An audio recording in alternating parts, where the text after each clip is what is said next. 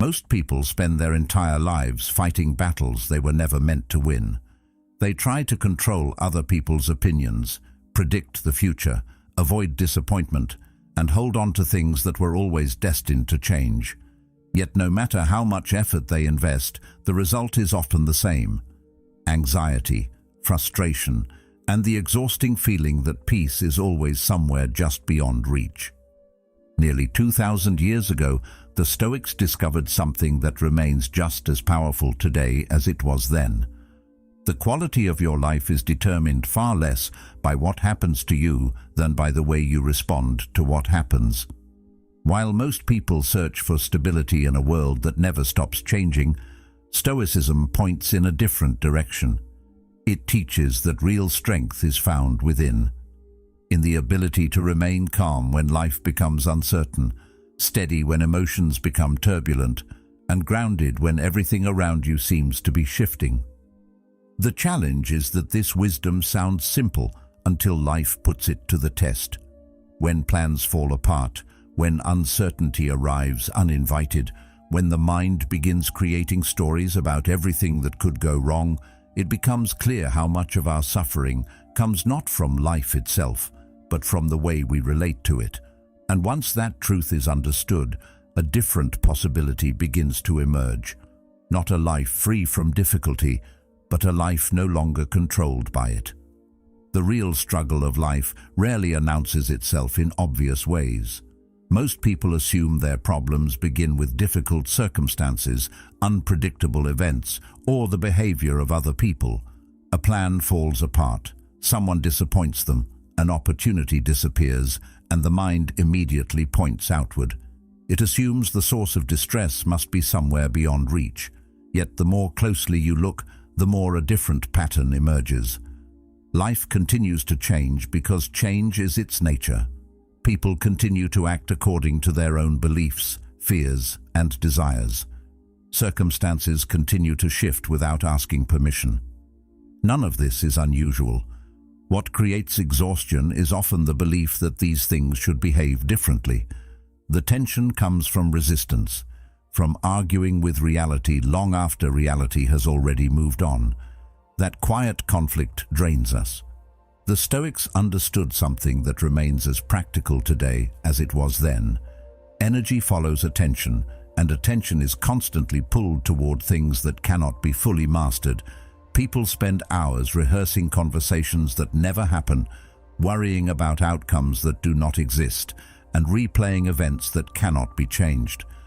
The mind treats these activities as productive because they create the feeling of involvement. Yet, involvement is not the same as influence. Thinking endlessly about an approaching storm does not change the weather. Replaying a mistake does not rewrite the past. Trying to control another person's thoughts does not place their mind under your authority. Once this becomes clear, much of that effort begins to look unnecessary. That realization can feel uncomfortable at first because many people have built their identity around managing everything around them. They begin to mistake vigilance for protection. If they worry enough, prepare enough, and anticipate enough, perhaps nothing painful will happen. Life eventually reveals the limits of that approach. There are moments when no amount of preparation can prevent disappointment. There are seasons when uncertainty arrives, despite every attempt to avoid it. In those moments, something important becomes visible. Strength is not eliminating uncertainty, it is remaining steady in its presence. The difference may seem small, but it changes the entire direction of attention. Instead of trying to command the world, you begin learning how to govern yourself. Self-governance sounds simple in theory. It becomes much harder in practice. It requires noticing the movements of the mind that usually pass without examination. A criticism arrives, and irritation appears. A delay occurs, and frustration begins to grow. An unexpected problem emerges, and anxiety immediately starts constructing stories about the future. These reactions happen so quickly that they seem automatic. Many people assume they have no choice in the matter. The Stoics challenged that assumption. They taught that while the first impression may arrive uninvited, The response that follows belongs to us. Between the event and the reaction there is a brief space. It may be small, almost invisible at first, but it exists. Within that space lies choice, and choice is where freedom begins. If these reflections resonate with you, consider subscribing. As a quiet commitment to understanding yourself more deeply, the search for wisdom rarely happens all at once. It grows through small insights, honest reflection, and the willingness to keep looking beneath the surface. The more attention you give to that space, the more you start noticing how much suffering is created internally rather than externally. Two people can experience the same setback and walk away with entirely different conclusions. One sees proof of failure, the other sees a difficult lesson. One becomes trapped in resentment, the other adapts and continues forward. The event remains the same. The interpretation changes, and so does the experience. This does not mean pain is imaginary. Loss still hurts. Disappointment still stings. Difficult circumstances still demand effort. Suffering often grows when the mind adds unnecessary layers to what has already happened. A single problem becomes a prediction about the future. A mistake becomes a judgment about personal worth. An obstacle becomes evidence that life is unfair. Once those patterns become visible, another shift begins to take place. Instead of treating every thought as truth, you start treating thoughts as mental events that deserve observation. Some are useful, some are distorted, some are simply old habits repeating themselves. This perspective creates distance, and distance creates clarity. A thought can still appear without being obeyed. Fear can arise without taking command. Anger can be acknowledged without becoming action. As Epictetus observed, it is not things themselves that disturb us, but our judgments about them. The goal is not suppression. Suppression only pushes things deeper. The goal is understanding. When emotions and thoughts are examined carefully, they often reveal far less authority than they initially seemed to possess. What once looked overwhelming begins to look temporary. What felt permanent begins to reveal how much it changes. And when that happens, the mind begins to experience a kind of freedom that cannot be found through control of the external world, only through understanding of the internal one. This is why inner discipline matters so much. It is not about becoming cold, detached, or indifferent to life. It is about developing the ability to remain centered when life becomes unpredictable. A disciplined mind does not avoid reality. It meets reality directly. It sees events as they are rather than as fear describes them. It accepts what cannot be altered and focuses on what can still be done. Over time, this approach creates a quiet form of confidence.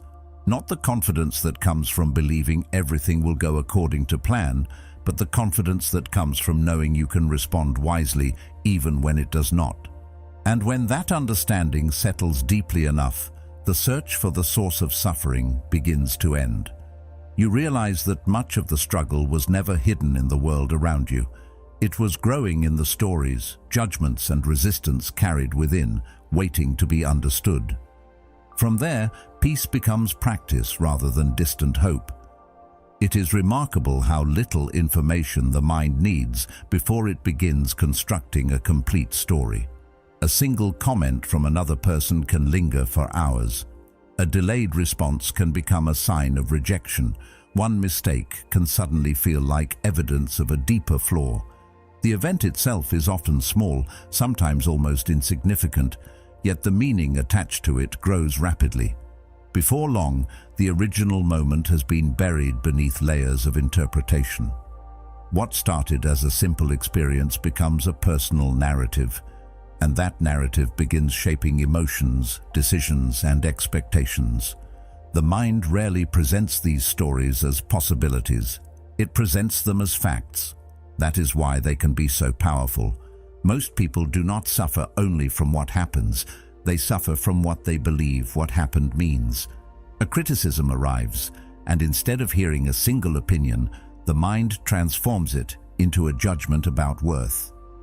A setback occurs, and instead of seeing one difficult moment, it becomes a prediction about the future. An uncertain situation appears, and the imagination immediately rushes ahead, filling the empty space with fear. The story develops quickly because the mind dislikes uncertainty. It prefers an explanation, even when that explanation creates unnecessary pain. There is a strange comfort in certainty, even negative certainty. Believing the worst can sometimes feel easier than sitting patiently with the unknown. This habit develops so naturally that many people never notice it happening. They assume they are reacting to reality when they are actually reacting to their interpretation of reality. The distinction matters because reality and interpretation are not the same thing. Reality is the event itself. Interpretation is the meaning added afterward. The Stoics returned to this observation again and again because they understood how much influence it has over daily life. They recognized that events arrive from the outside, but judgments are formed within. One belongs to the world, the other belongs to us. When these two things become fused together, clarity disappears.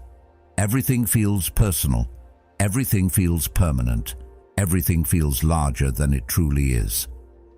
Consider how often a difficult thought gains strength simply because it goes unquestioned. A person assumes they are failing, so every challenge becomes proof. They assume they are unworthy, so every disappointment confirms the belief. They assume the future will go badly, so every uncertainty becomes a warning sign. The mind becomes skilled at collecting evidence for the story it already wants to tell.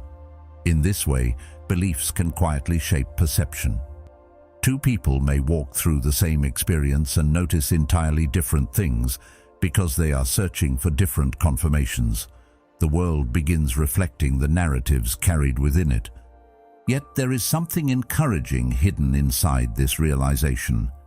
If interpretation contributes to suffering, then interpretation can also become a source of freedom. The moment a person begins examining their thoughts, instead of automatically believing them, a new possibility appears. A difficult thought may still arise, but it no longer has unquestioned authority. It becomes something that can be observed. It can be tested. It can be challenged. This creates a small but important separation between awareness and the stories moving through awareness. That separation changes everything because it weakens the illusion that every thought deserves obedience. The Stoics understood that freedom does not begin when circumstances become perfect. It begins when a person learns to create space between an event and a conclusion. Something happens, the mind reacts. Then comes the opportunity that so many people overlook. A pause, brief, quiet, and easily missed.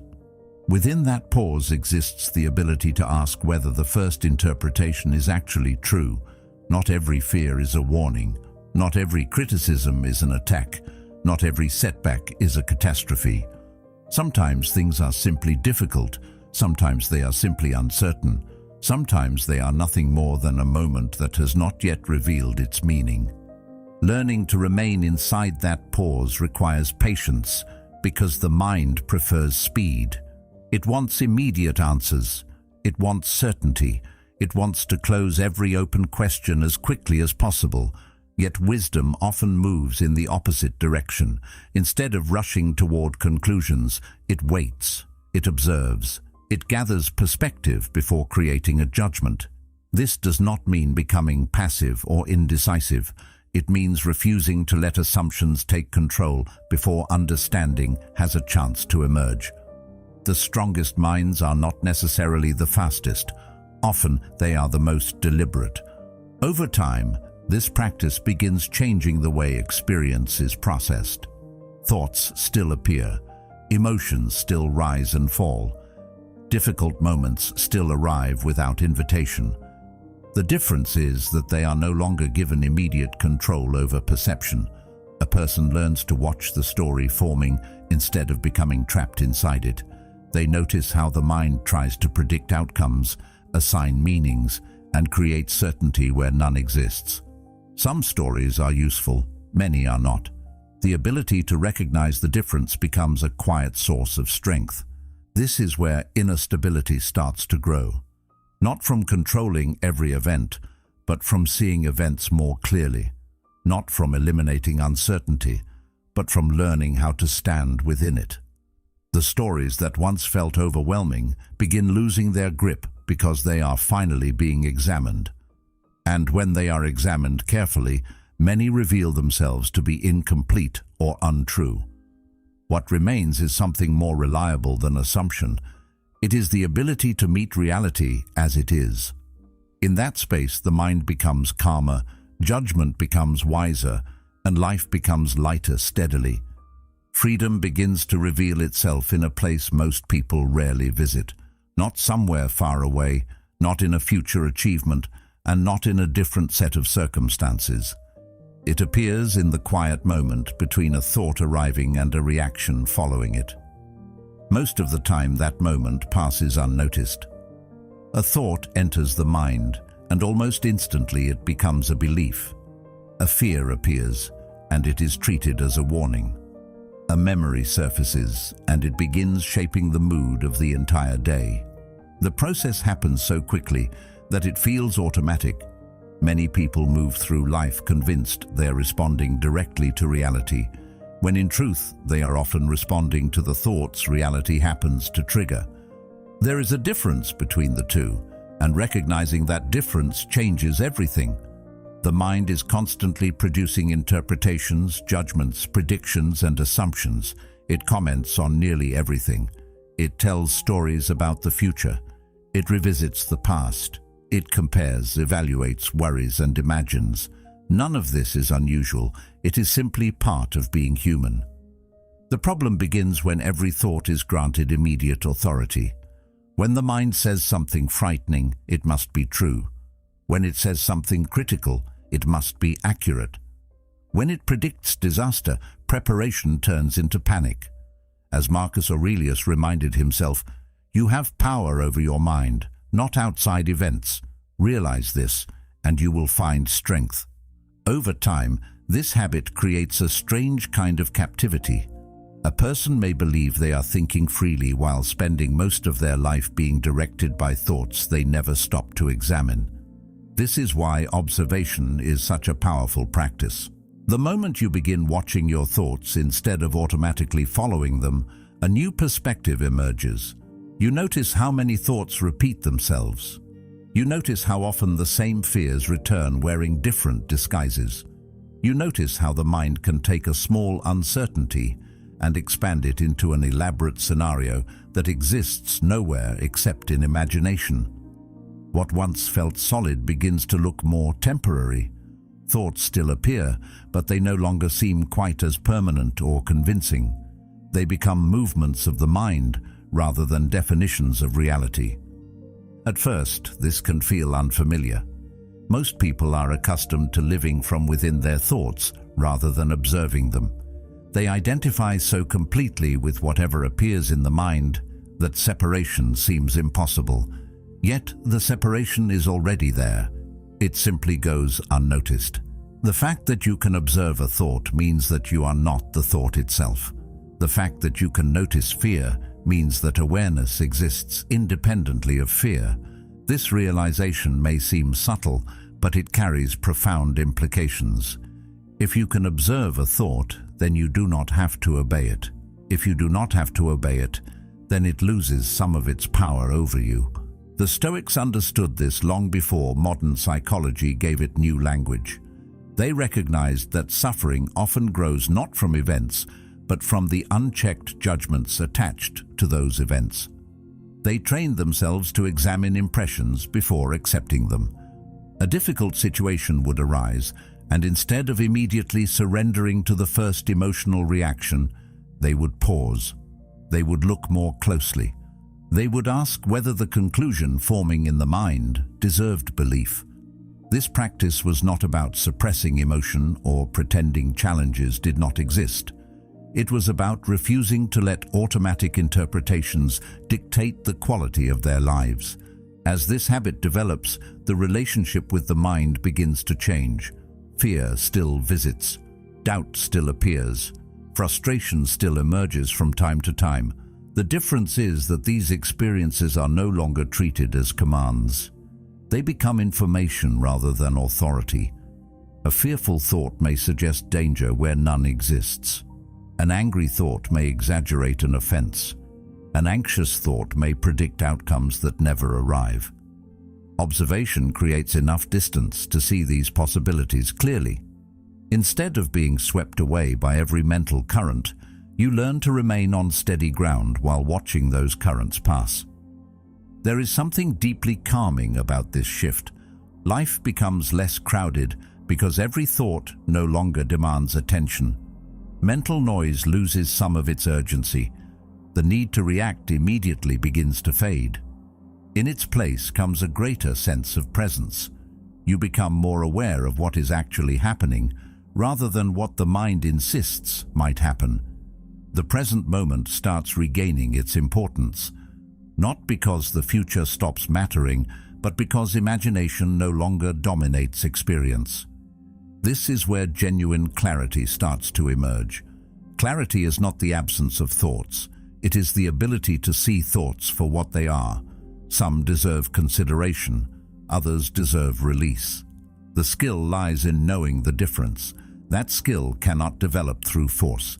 It develops through observation, patience, and practice. Each time you notice a thought without immediately becoming entangled in it, that ability grows a little stronger. Over time, a quieter form of strength begins to take shape. It is not loud or dramatic. It does not depend on controlling circumstances or eliminating uncertainty. It comes from knowing that whatever appears in the mind can be examined before it is believed. The fears that once seemed overwhelming become easier to understand. The judgments that once felt absolute become easier to question. And in that growing space between awareness and reaction, unnecessary suffering gradually loses its hold, leaving behind a steadier and more thoughtful way of moving through life. There comes a point when greater awareness begins revealing patterns that once seemed completely normal.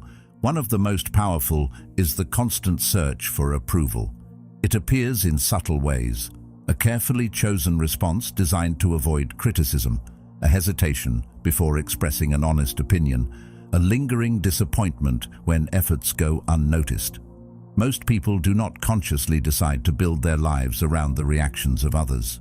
It happens gradually, almost invisibly. From an early age, approval is associated with acceptance, belonging, and safety. Praise feels rewarding. Rejection feels painful. Over time, the mind learns to monitor the responses of other people, using them as signals to determine whether it is doing well or falling short. What begins as a natural desire for connection can slowly become dependence. There is nothing wrong with appreciating respect or enjoying recognition. Human beings are social creatures. We naturally want to be understood and valued by those around us. Problems arise when these desires become conditions for inner peace. When approval becomes a requirement rather than a preference, emotional stability is placed into the hands of circumstances that cannot be controlled. A compliment creates confidence. A criticism destroys it. Praise creates motivation. Disapproval creates doubt. As Seneca warned, he who seeks the approval of others places himself in their power. The result is a life that constantly rises and falls according to the opinions of other people. The mind becomes like a ship without an anchor, drifting wherever external judgments happen to push it. The strange thing is that most of these judgments are far less meaningful than they initially appear. Every person views the world through the lens of their own experiences, fears, expectations, and beliefs. What one person admires, another person may dislike. What one person considers success, another may consider failure. Opinions are often reflections of the person expressing them rather than objective statements about reality. Yet when awareness is limited, this fact is easy to forget. The mind treats external opinions as verdicts rather than perspectives. It gives strangers the authority to define things they were never truly qualified to define. This becomes especially noticeable when criticism enters the picture. A single negative comment can outweigh dozens of positive ones. The mind clings to it, replays it, examines it from different angles, searching for hidden meaning. Hours later, the words may still be echoing internally. Days later, they may still influence behavior.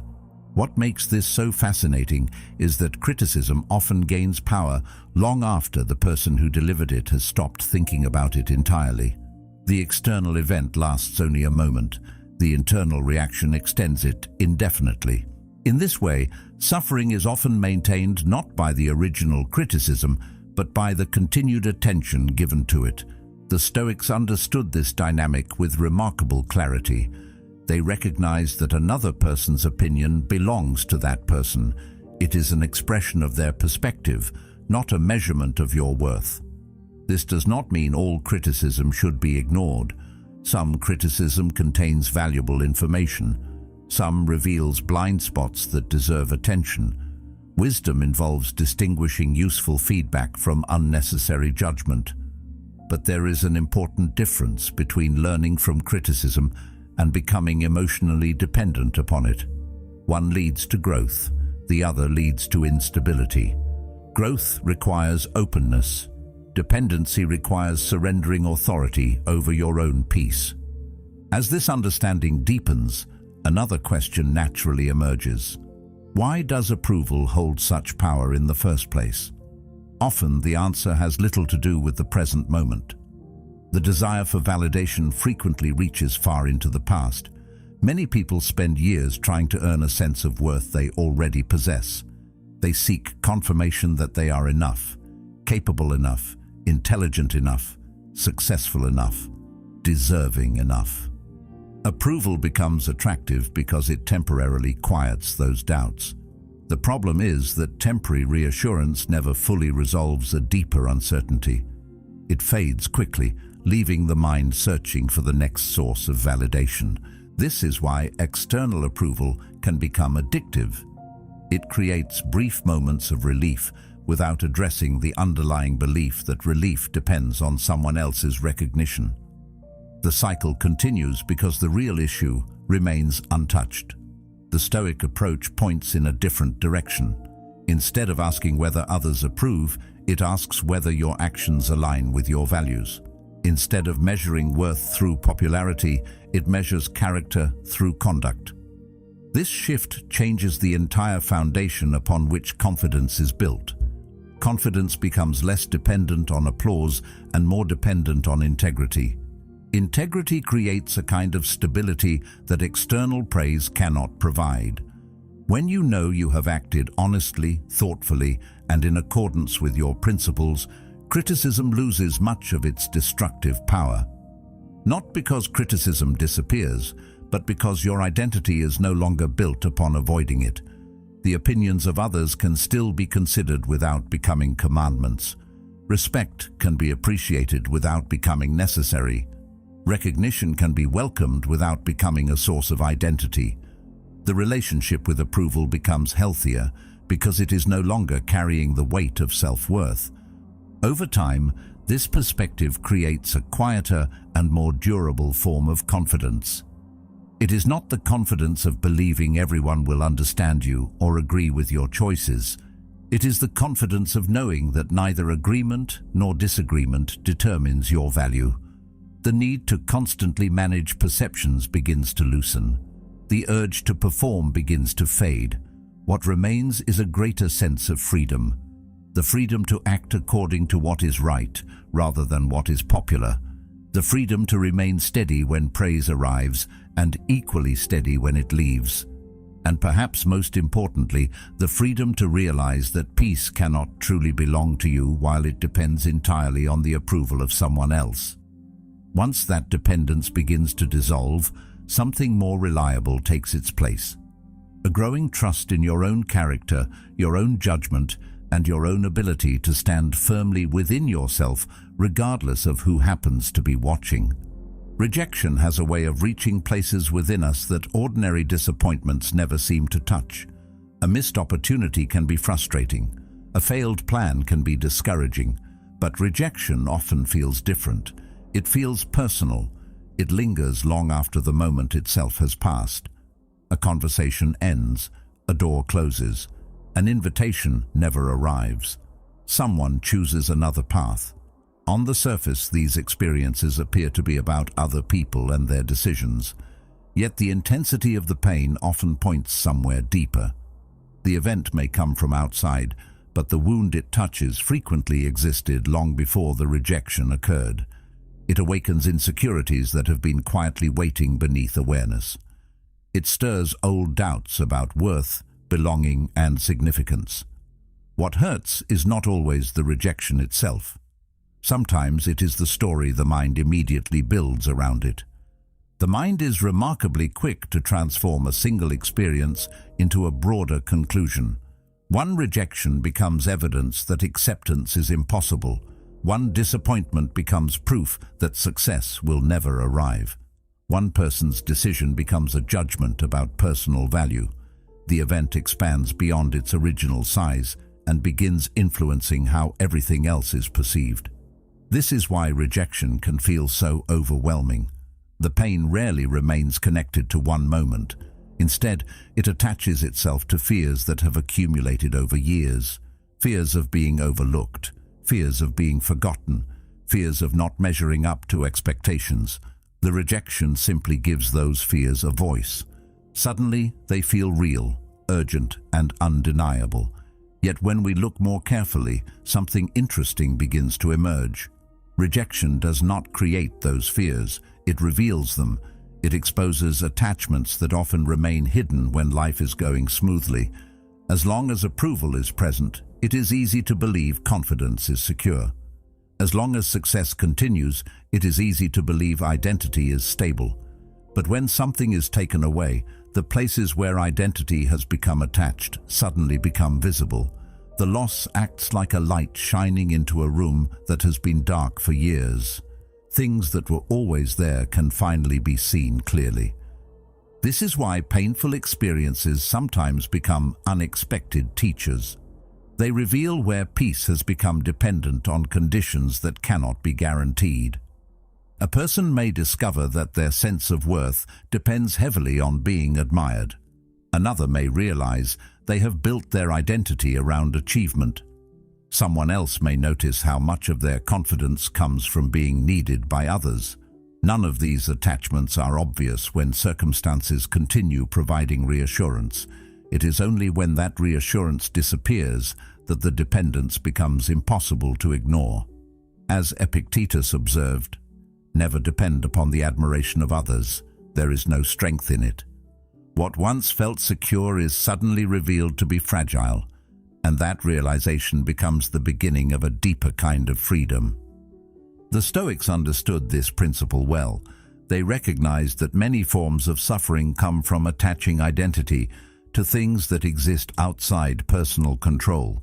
Reputation can change, status can disappear, relationships can shift, public opinion can turn without warning. Building a sense of self upon these foundations creates instability, because the foundations themselves are unstable. No matter how much effort is invested, external things remain external. They belong partly to chance, partly to circumstance, and partly to the decisions of other people. They can be appreciated, enjoyed, and valued, but they cannot safely become the source of identity. This realization does not remove the pain of rejection overnight. Human beings naturally desire connection and acceptance. Losing those things can hurt. The goal is not to become indifferent. The goal is to see clearly. When rejection occurs, it presents an opportunity to ask a different kind of question. Instead of immediately focusing on what was lost, attention can turn toward what has been revealed. What fear has surfaced? What belief about yourself suddenly feels threatened? What expectation was carrying more weight than you realized? These questions do not eliminate discomfort, but they transform discomfort into understanding. As understanding grows, the experience begins to change. The rejection remains part of the story, but it no longer defines the entire story. Rather than seeing it as proof of inadequacy, it becomes information. Rather than treating it as a final verdict, it becomes an invitation to examine where identity has become entangled with external outcomes. This shift is subtle, yet powerful. The focus moves away from controlling how others respond and toward understanding how the mind responds. That is where genuine influence exists. Over time, this process creates greater independence, not isolation and not emotional distance, but independence in the deepest sense. A person becomes less dependent on constant validation to feel secure, less dependent on praise to feel valuable, less dependent on success to feel complete. The need for approval gradually loosens because self-worth is no longer being negotiated through external events. It begins resting on something more durable: character, conduct, principles, the choices made when no one is watching. Eventually, a deeper question emerges from all of this. If identity is not found in reputation, achievement, status, or another person's opinion, then where is it found? The answer is both simple and challenging. It is found in the person you choose to become, not in what happens to you, but in how you respond. Not in what others think about you, but in the values you practice when their opinions are absent. Beneath every role, every label, every success and failure, there remains something quieter and more enduring: the ability to choose your actions, shape your character, and direct your attention. Everything else may change. That remains. And once that truth is understood, rejection loses much of its power, because it can no longer convince you that losing someone else's acceptance means losing yourself. Character is a word people often use, yet few stop long enough to consider what it actually means. It is easy to mistake character for reputation because both are connected to how a person is perceived. But they are not the same thing. Reputation exists in the minds of other people. Character exists in your actions. Reputation can be built on appearances, stories, and assumptions. Character is built on choices. One depends on what others believe. The other depends on what you consistently do. This distinction becomes increasingly important because a person can spend years protecting a reputation while quietly neglecting the character that should have created it in the first place. The Stoics understood that the most important work happens internally. They cared less about being seen as virtuous and more about becoming virtuous. To them, the difference was everything. Most of life is not lived in extraordinary moments. It is lived in ordinary ones. Yet people often wait for dramatic situations before thinking about principles, integrity, or personal growth. They imagine that character reveals itself only during major crises or life-changing decisions. In reality, character is being shaped constantly.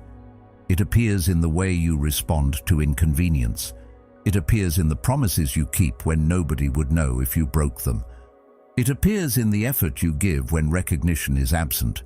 The small moments matter because they occur repeatedly.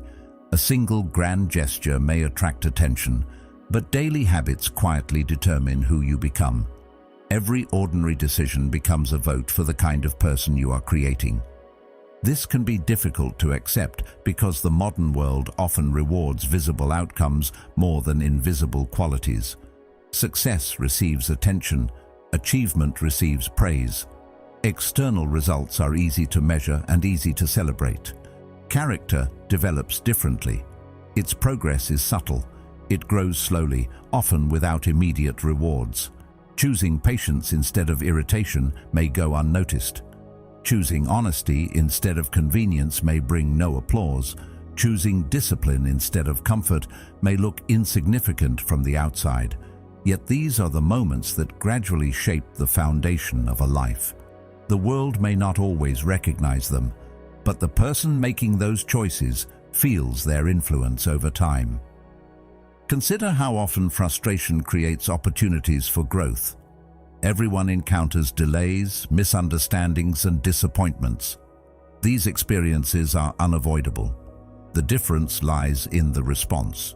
One person reacts impulsively, allowing irritation to dictate behavior, Another pauses long enough to maintain perspective. The situation remains the same, but the outcome becomes different because the response is different. Character is not revealed when everything goes according to plan. It becomes visible when circumstances create pressure. Pressure exposes habits. It reveals whether patience has been practiced or merely admired in theory. The same principle applies to honesty. Most people value honesty when it is easy. The challenge appears when honesty becomes uncomfortable. There are moments when a lie seems harmless, convenient, or beneficial. There are moments when avoiding the truth appears easier than facing the consequences of speaking it. In those situations, character becomes practical rather than philosophical.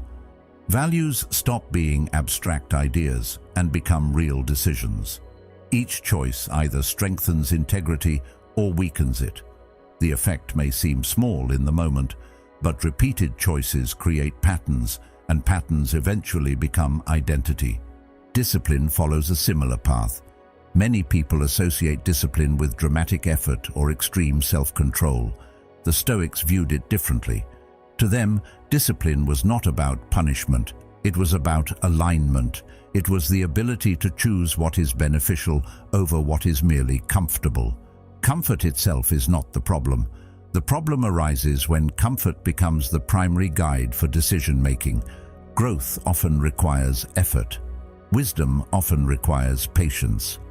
Meaningful goals often require consistency long before results appear. Discipline provides the stability necessary to continue moving in the right direction even when motivation fluctuates. What makes these qualities so valuable is that they create something external success never can. Success depends on many factors beyond personal control. Opportunities, circumstances, timing, and luck all play a role. Character belongs entirely to the realm of personal choice. A person can experience setbacks and still maintain integrity. They can face failure and still act with courage. They can lose status and still possess self-respect. This is why the Stoics placed such importance on inner development. External achievements can be taken away. Character remains available in every circumstance because it is expressed through action rather than possession. Over time, repeated choices begin producing a quiet confidence, not the confidence that comes from superiority or recognition, but something steadier.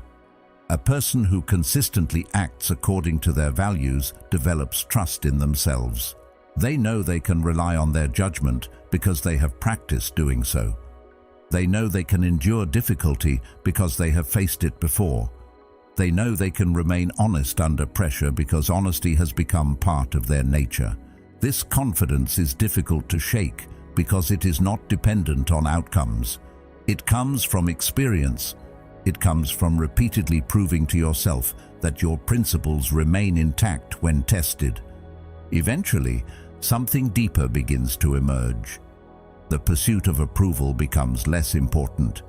The need to constantly compare yourself with others begins to weaken.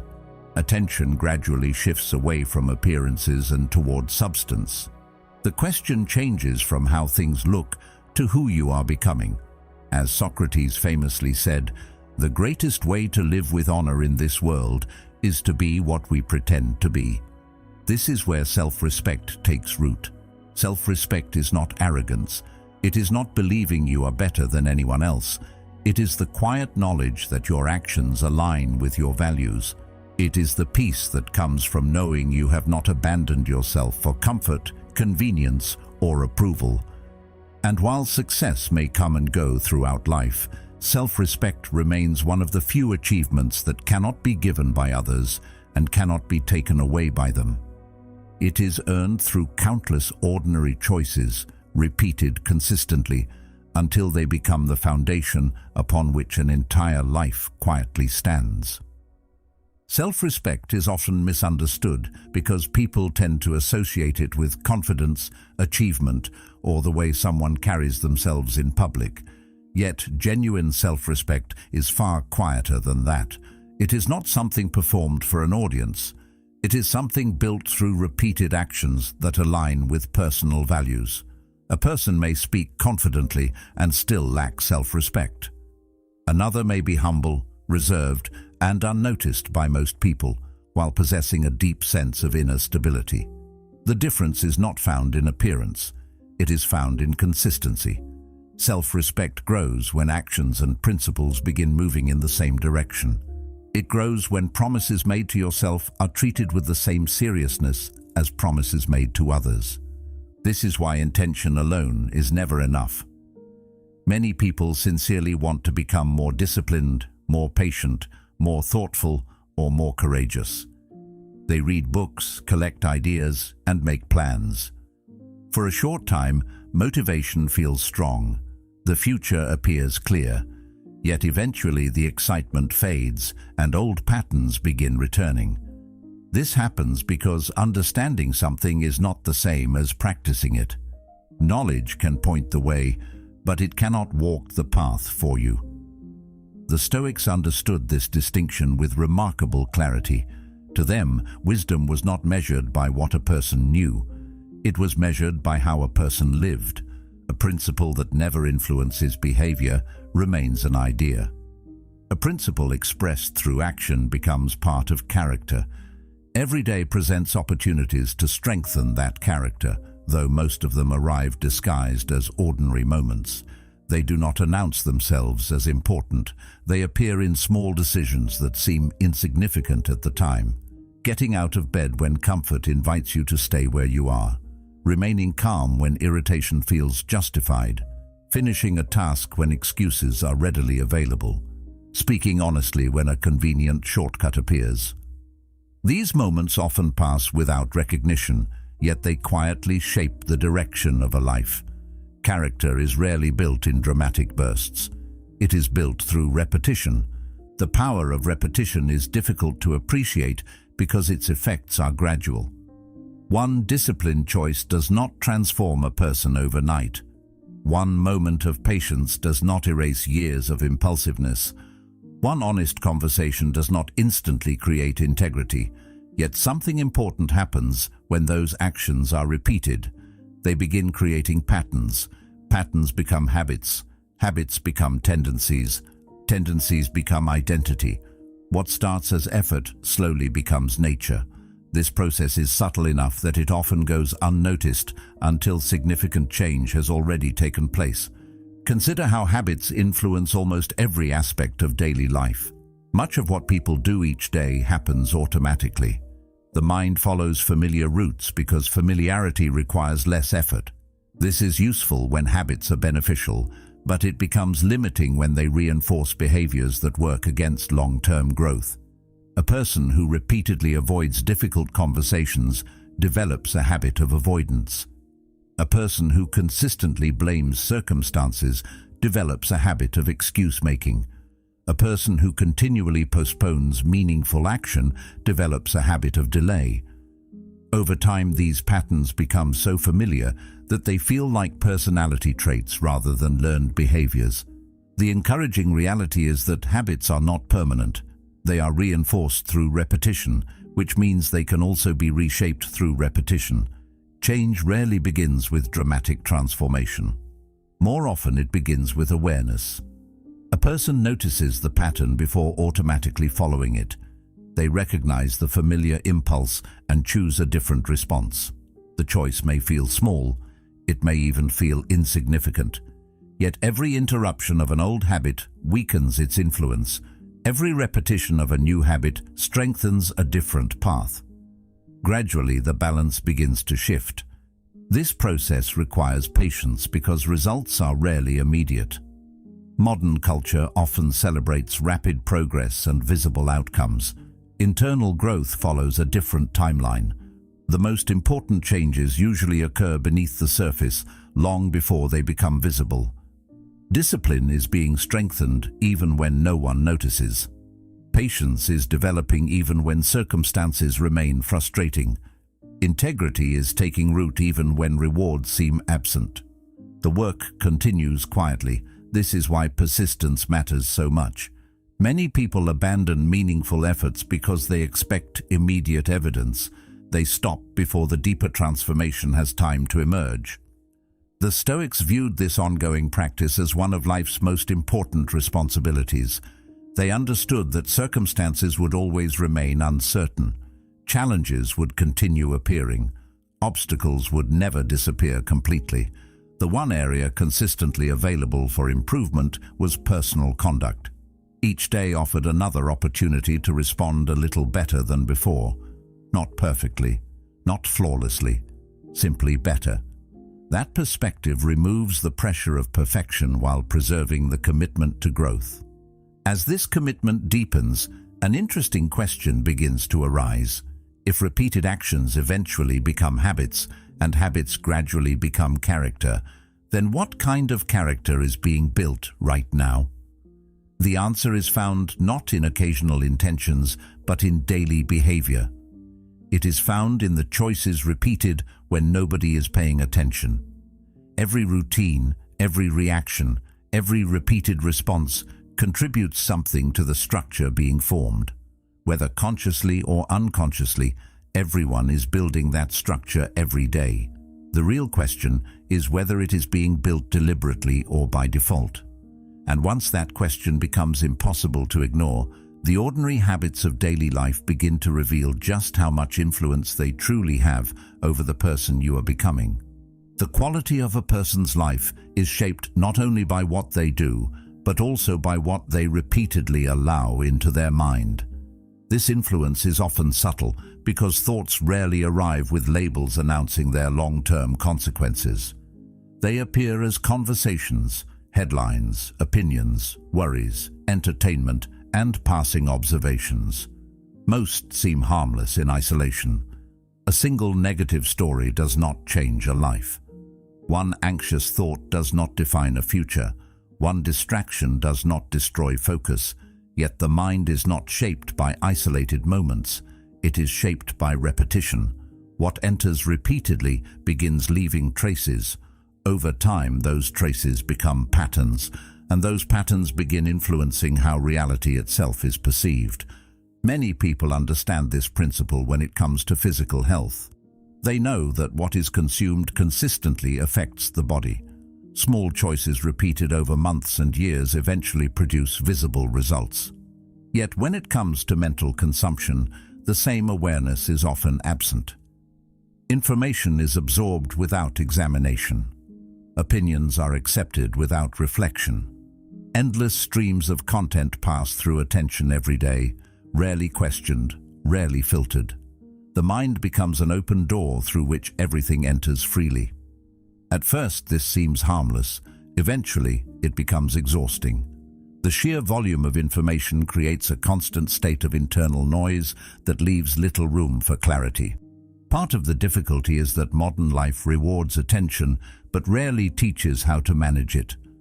Every platform, headline, notification, and advertisement competes for a limited resource. Each promises urgency. Each claims importance. The result is a mind pulled in countless directions at once. Focus becomes fragmented.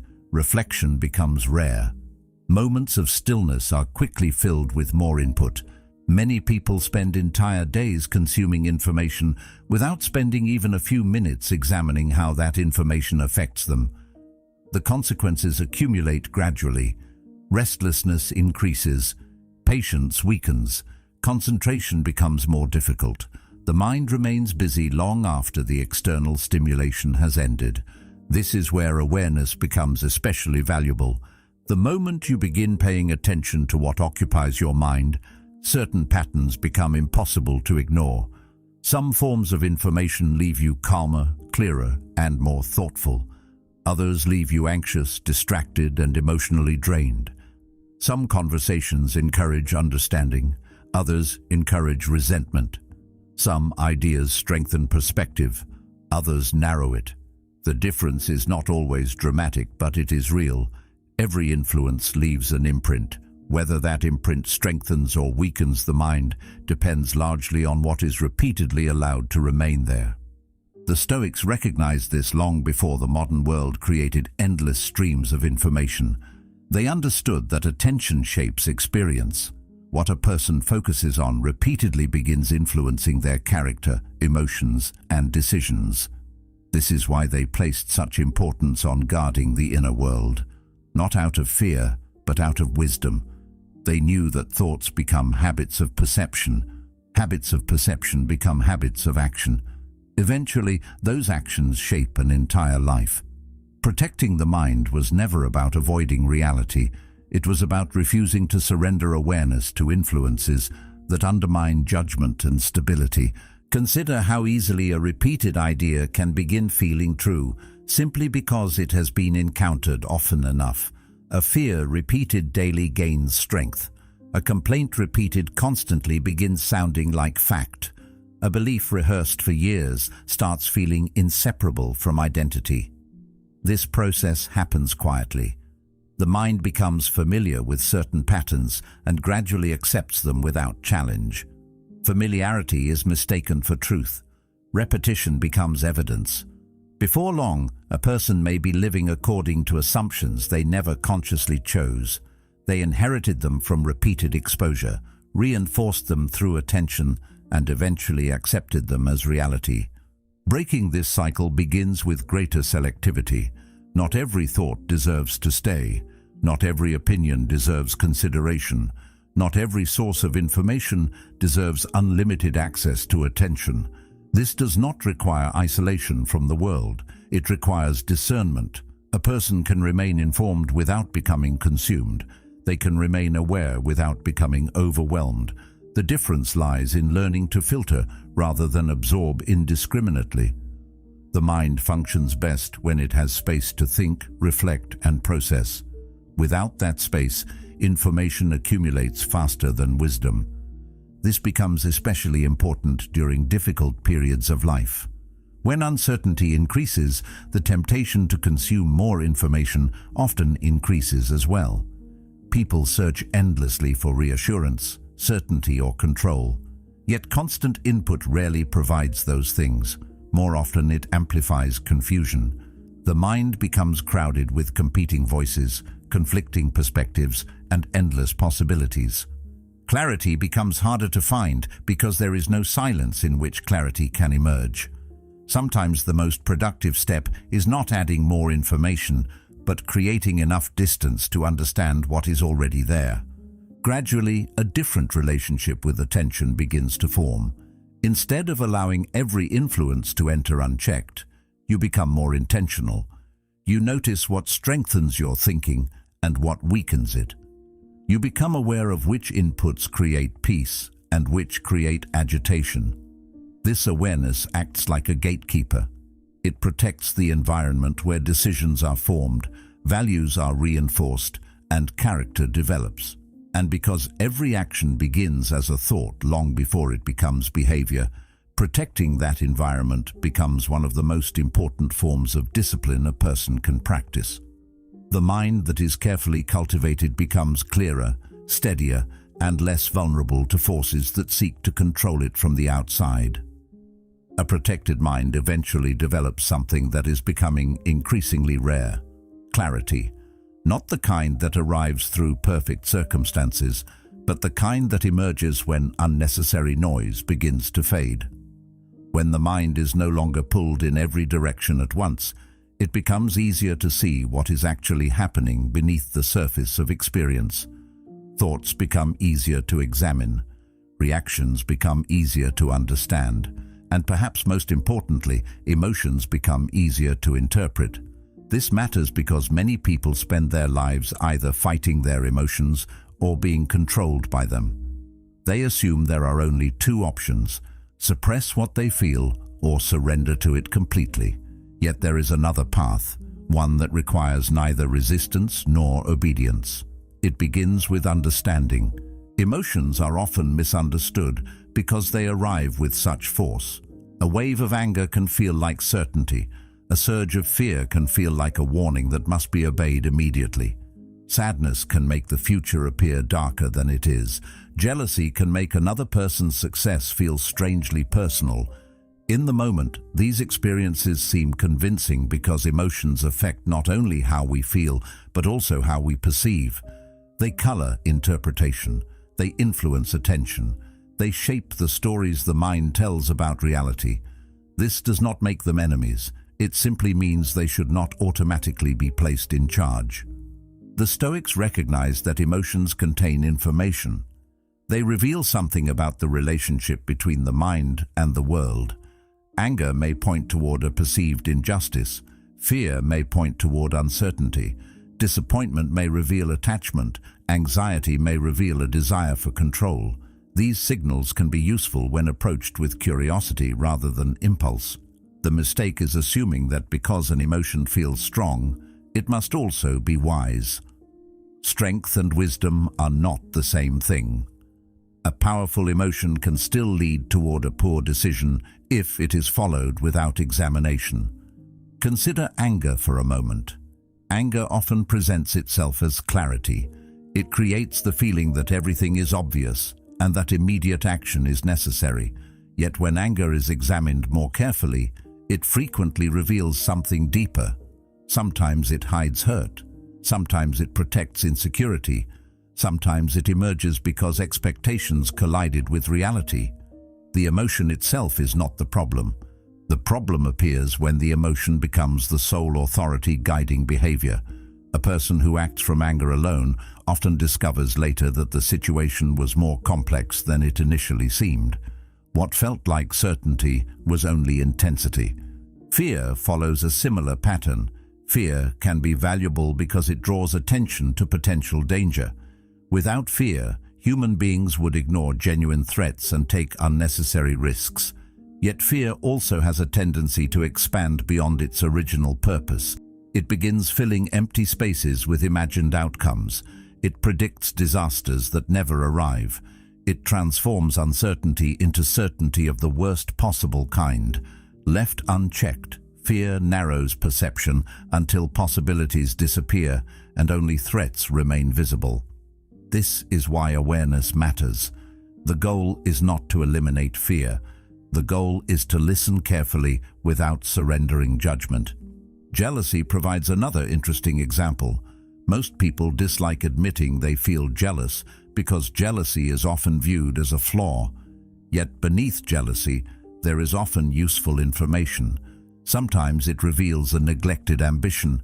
Sometimes it highlights a desire that has been ignored.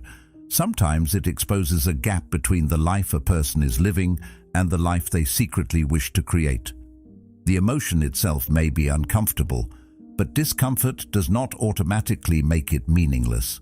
When approached honestly, even difficult emotions can reveal valuable truths. This perspective changes the relationship with emotional experience. Instead of treating emotions as problems that must be removed, they become experiences that can be explored. A feeling arises.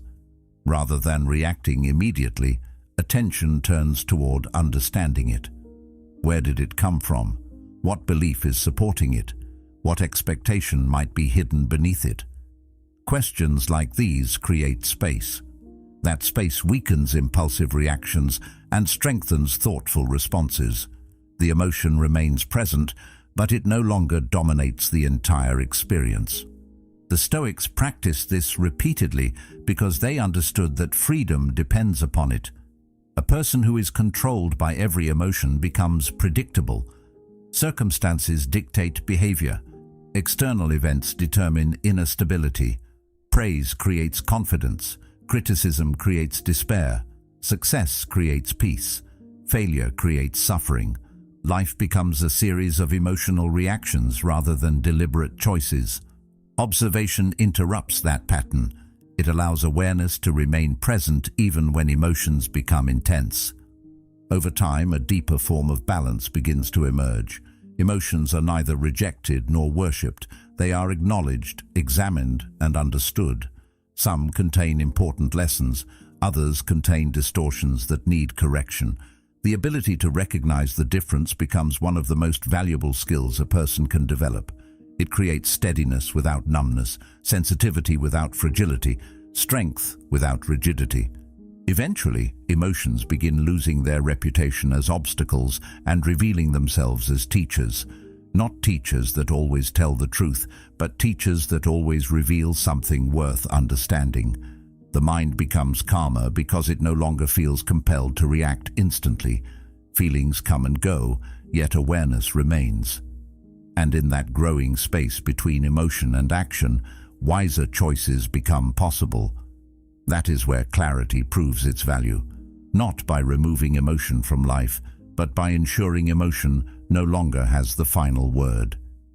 Understanding emotions requires more patience than most people expect, because emotions rarely introduce themselves honestly. They arrive wearing disguises. They present themselves as certainty when they are actually confusion. They present themselves as strength when they are actually fear. They present themselves as calmness when they are actually withdrawal. This is one reason self-understanding can take years to develop. The deeper a person looks within, the more layers they discover. At first, this realization can feel discouraging. Many people hope that greater awareness will simplify everything. Instead, it often reveals complexity that was always present but previously unnoticed. Yet this complexity is not a burden. It is information. And information becomes valuable when it leads to a more honest relationship with yourself. Anger provides a useful example. Anger often feels direct and obvious. Someone says something hurtful, a boundary is crossed, or expectations are disappointed, and anger appears immediately. The emotion seems easy to understand because it announces itself loudly. Yet when anger is examined carefully, it frequently reveals something else beneath it. A person may feel angry because they are afraid of being disrespected. They may feel angry because they are hurt and do not know how to express that hurt. They may feel angry because a situation has exposed a vulnerability they would rather avoid. The anger is real, but it is not always the entire story. It is sometimes the visible surface of a deeper experience. Fear works in a similar way. Most people recognize fear when it appears as nervousness or anxiety. What is less obvious is how often fear hides inside other behaviors. It can disguise itself as perfectionism. It can appear as constant busyness. It can show up as procrastination. A person may tell themselves they are waiting for the right moment, when in reality they are afraid of failure. Another may convince themselves they need more preparation, when underneath that belief is a fear of judgment. The behavior seems reasonable on the surface, but a deeper look reveals the emotion quietly guiding it. Without awareness, that guidance remains invisible. Even confidence is not always what it appears to be. Genuine confidence has a certain steadiness to it. It does not need constant attention. It does not depend on winning every argument or receiving continuous validation. Insecurity, however, often creates a performance that resembles confidence from a distance. A person may speak loudly because they fear being ignored. They may constantly seek recognition because they doubt their own worth. They may become defensive whenever questioned because uncertainty feels threatening. What appears strong externally may actually be fragile internally. This does not make the person weak. It simply means that appearances rarely tell the entire truth. The same can be said for calmness. Calmness is often admired because it suggests control and maturity. Yet not all calmness comes from understanding. Sometimes it comes from avoidance. Sometimes a person appears peaceful because they have disconnected from emotions they do not want to feel. They avoid difficult conversations. They suppress uncomfortable thoughts. They convince themselves that nothing bothers them. From the outside, this can resemble emotional stability. Internally, however, unresolved feelings continue accumulating. Eventually, they find another way to emerge. What looked like peace was only postponement. This is why self-examination requires both courage and patience. The goal is not to judge yourself for what you discover. The goal is to understand. Every emotion, even the uncomfortable ones, contains information about the relationship between your inner world and your experience of life. The challenge is learning how to listen carefully enough to hear what that information is actually saying. Quick conclusions rarely help. Honest observation does. The mind often wants simple answers because simple answers feel reassuring. Real understanding develops more slowly. As awareness grows, a person begins noticing patterns that once seemed invisible. The same fears appear in different situations. The same emotional reactions repeat themselves in new forms. The same insecurities quietly influence decisions. What initially looked like separate problems gradually reveals a common root. This realization can feel uncomfortable because it removes the illusion that circumstances alone are responsible for every struggle. Yet it is also empowering. Once a pattern becomes visible, it can be addressed. What remains hidden continues exerting influence without permission. The Stoics placed tremendous value on this kind of honesty because they understood that meaningful change begins with seeing reality clearly, not the version shaped by wishful thinking, not the version softened by excuses. Reality as it is. This applies to external events, but it also applies to the internal world. A person cannot improve what they refuse to acknowledge. Growth requires visibility. Visibility requires honesty. And honesty often begins by admitting that the first explanation the mind offers may not be the complete truth. Over time, this practice creates a deeper sense of self-knowledge. Emotions become easier to interpret because they are no longer accepted at face value. Reactions become easier to understand because their origins are clearer. Life does not become simpler, but it becomes more authentic. The gap between who you are and who you believe yourself to be begins to shrink. There is less pretending, less avoidance, and less confusion. In its place comes a growing willingness to face reality directly, both within yourself and around you. That willingness changes everything. Transformation does not begin when circumstances improve. It begins when honesty becomes more important than comfort, because the moment you stop hiding from the truth is the moment real change becomes possible. Real change rarely arrives in the way people expect. It is tempting to believe that transformation begins with a dramatic realization, a life-changing event, or a single moment that instantly alters everything. Stories often reinforce this idea. They focus on sudden breakthroughs, powerful decisions, and clear turning points. Yet when you look closely at how people actually change, a different picture begins to emerge. Most meaningful growth happens quietly. It unfolds through small observations, honest reflections, and moments of awareness that seem insignificant at the time. The shift is often so gradual that it goes unnoticed until one day a person realizes they no longer think, react, or live the way they once did. This is one reason reflection is so powerful. Reflection slows down a process that normally moves too fast to examine. Most people spend their days responding to demands, solving problems, pursuing goals, and managing responsibilities. There is always something requiring attention. Another task, another distraction, another concern competing for mental space. In that constant movement, patterns can remain hidden for years. Reactions become automatic. Habits become invisible. Beliefs operate quietly beneath awareness. Life continues moving forward, but understanding struggles to keep pace. Reflection interrupts that cycle. It creates enough distance to see what was previously overlooked. A few minutes of honest self-examination can reveal more than months of constant activity. Not because reflection magically creates wisdom, but because it allows reality to become visible.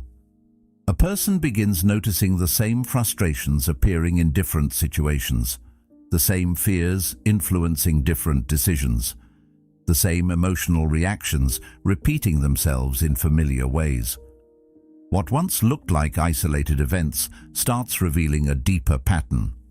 The problem was never just the difficult conversation, the missed opportunity, or the unexpected setback. Those moments simply exposed something that had been operating beneath the surface all along. The Stoics understood this well. Reflection was not an occasional exercise for them. It was a practice woven into daily life. They regularly examined their actions, motives, and responses, not because they believed they should be perfect, but because they understood that awareness creates the possibility of improvement. Without awareness, habits continue running in the background unchecked. A person may spend years repeating the same mistakes while wondering why nothing changes. Reflection shines light on those patterns. It makes the invisible visible. What makes this practice so valuable is that it removes the need for self-deception. Most people naturally protect their image of themselves. They explain away mistakes. They justify unhelpful behavior. They focus on external circumstances while avoiding uncomfortable truths. This is not usually done with bad intentions. It is simply easier to blame circumstances than to confront something within. Reflection challenges that tendency. It asks for honesty, not harshness, not self-criticism. Honesty. There is an important difference. Self-criticism often creates shame. Honest reflection creates understanding. Understanding is where growth begins. When a person can clearly see a pattern, they gain the ability to influence it. Consider someone who notices that frustration controls many of their interactions. Before awareness, the frustration feels justified every time it appears. Other people seem to be the problem. Circumstances seem to be the problem. Once the pattern becomes visible, however, a different possibility emerges. The person can begin asking what triggers the reaction, what beliefs support it, and whether there is a wiser response available. The reaction no longer feels inevitable because it is no longer unconscious. This process requires patience because self-knowledge develops gradually. The mind often wants immediate answers. It wants a clear explanation that resolves uncertainty quickly. Real understanding rarely works that way. Layers reveal themselves over time. A reaction that appears simple may have deeper roots than expected. A habit that seems harmless may be connected to an old fear.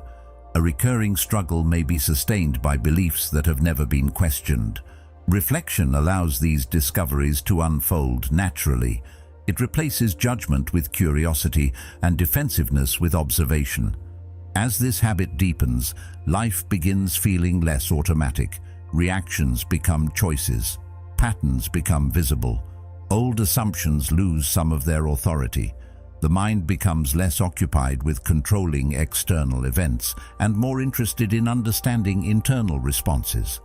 This shift creates a surprising sense of freedom, not because difficulties disappear, but because awareness changes the relationship with those difficulties.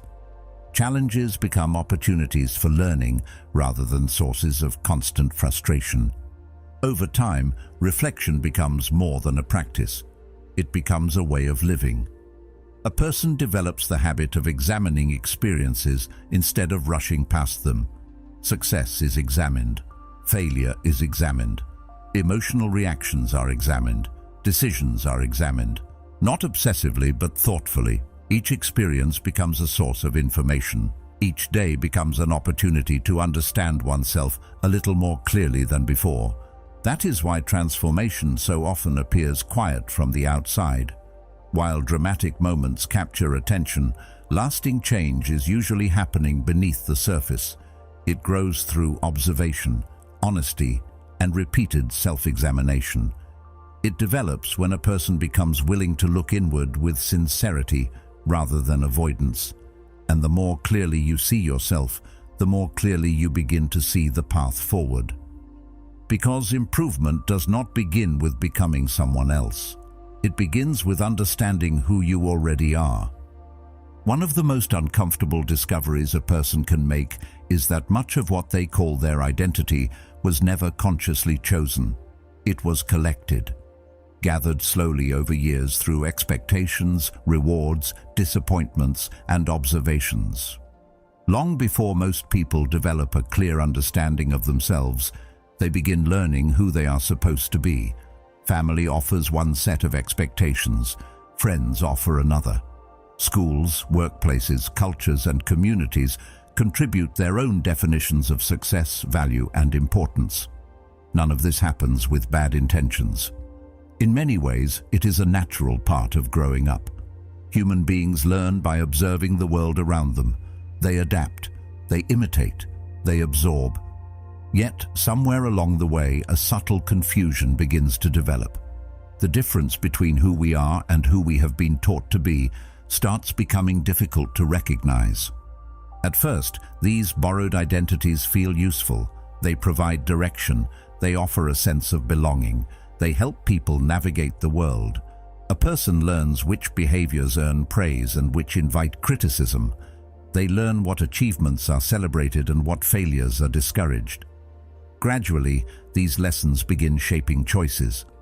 Some people become driven by achievement because they learned that success earns approval. Others become caretakers because they learned their value depends on helping everyone around them. Some become performers, constantly adapting themselves to fit expectations because acceptance feels safer than authenticity. The role becomes familiar. Familiarity becomes comfort. Eventually, the role begins to feel like reality. The difficulty is that borrowed identities rarely remain harmless. They often create a quiet tension beneath daily life. A person may appear successful, yet feel strangely disconnected from their own accomplishments. They may achieve goals they once desperately pursued, only to discover that fulfillment never arrives. They may spend years becoming the person others expected them to become, while quietly wondering why something still feels incomplete. The problem is not necessarily the achievement itself. The problem is that the pursuit was built upon expectations that were never examined. The destination was inherited rather than chosen. This tension often remains hidden because modern life provides endless distractions. There is always another goal to pursue, another responsibility to manage, another source of entertainment to occupy attention. Constant activity creates very little opportunity for reflection. As long as movement continues, deeper questions can be postponed. Yet those questions do not disappear. They wait patiently beneath the surface. Eventually, they emerge during moments of stillness, disappointment, or transition. A career changes, a relationship ends, a long-held goal is achieved. Suddenly, the familiar structure begins to shift, and a person finds themselves asking who they are without the roles they have spent years protecting. These moments can feel unsettling because they expose how much identity has become attached to external definitions.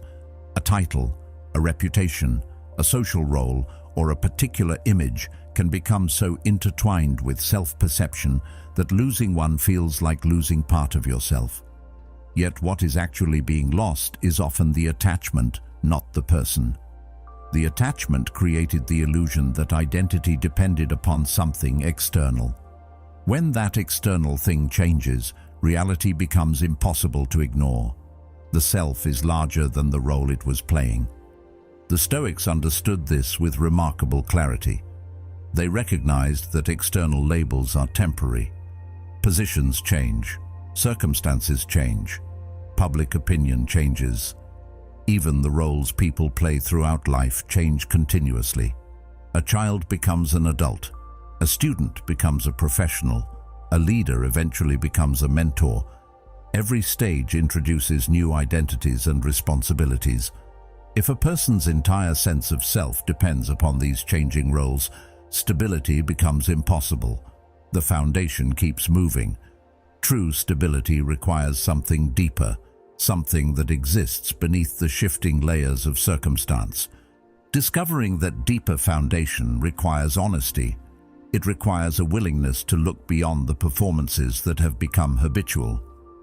Many people spend years presenting versions of themselves designed to earn approval. They adjust their opinions depending on the audience. They suppress parts of themselves that feel inconvenient. They exaggerate qualities that receive praise. Eventually, the performance becomes automatic. The mask becomes so familiar that it no longer feels like a mask. Yet beneath every performance remains a quieter self that has been waiting to be acknowledged. This is why self-examination is so important, not because it provides instant answers, but because it helps separate inherited expectations from genuine values. A person begins asking different questions, not what will impress others, but what feels meaningful, not what earns approval, but what aligns with integrity, not what role should be played, but what kind of character should be developed. These questions shift attention away from appearances and towards substance. The search becomes less about constructing an identity and more about uncovering what was hidden beneath years of conditioning. As this process unfolds, something unexpected begins to happen. The need to constantly prove yourself starts losing its grip. Comparisons become less compelling. External validation becomes less necessary.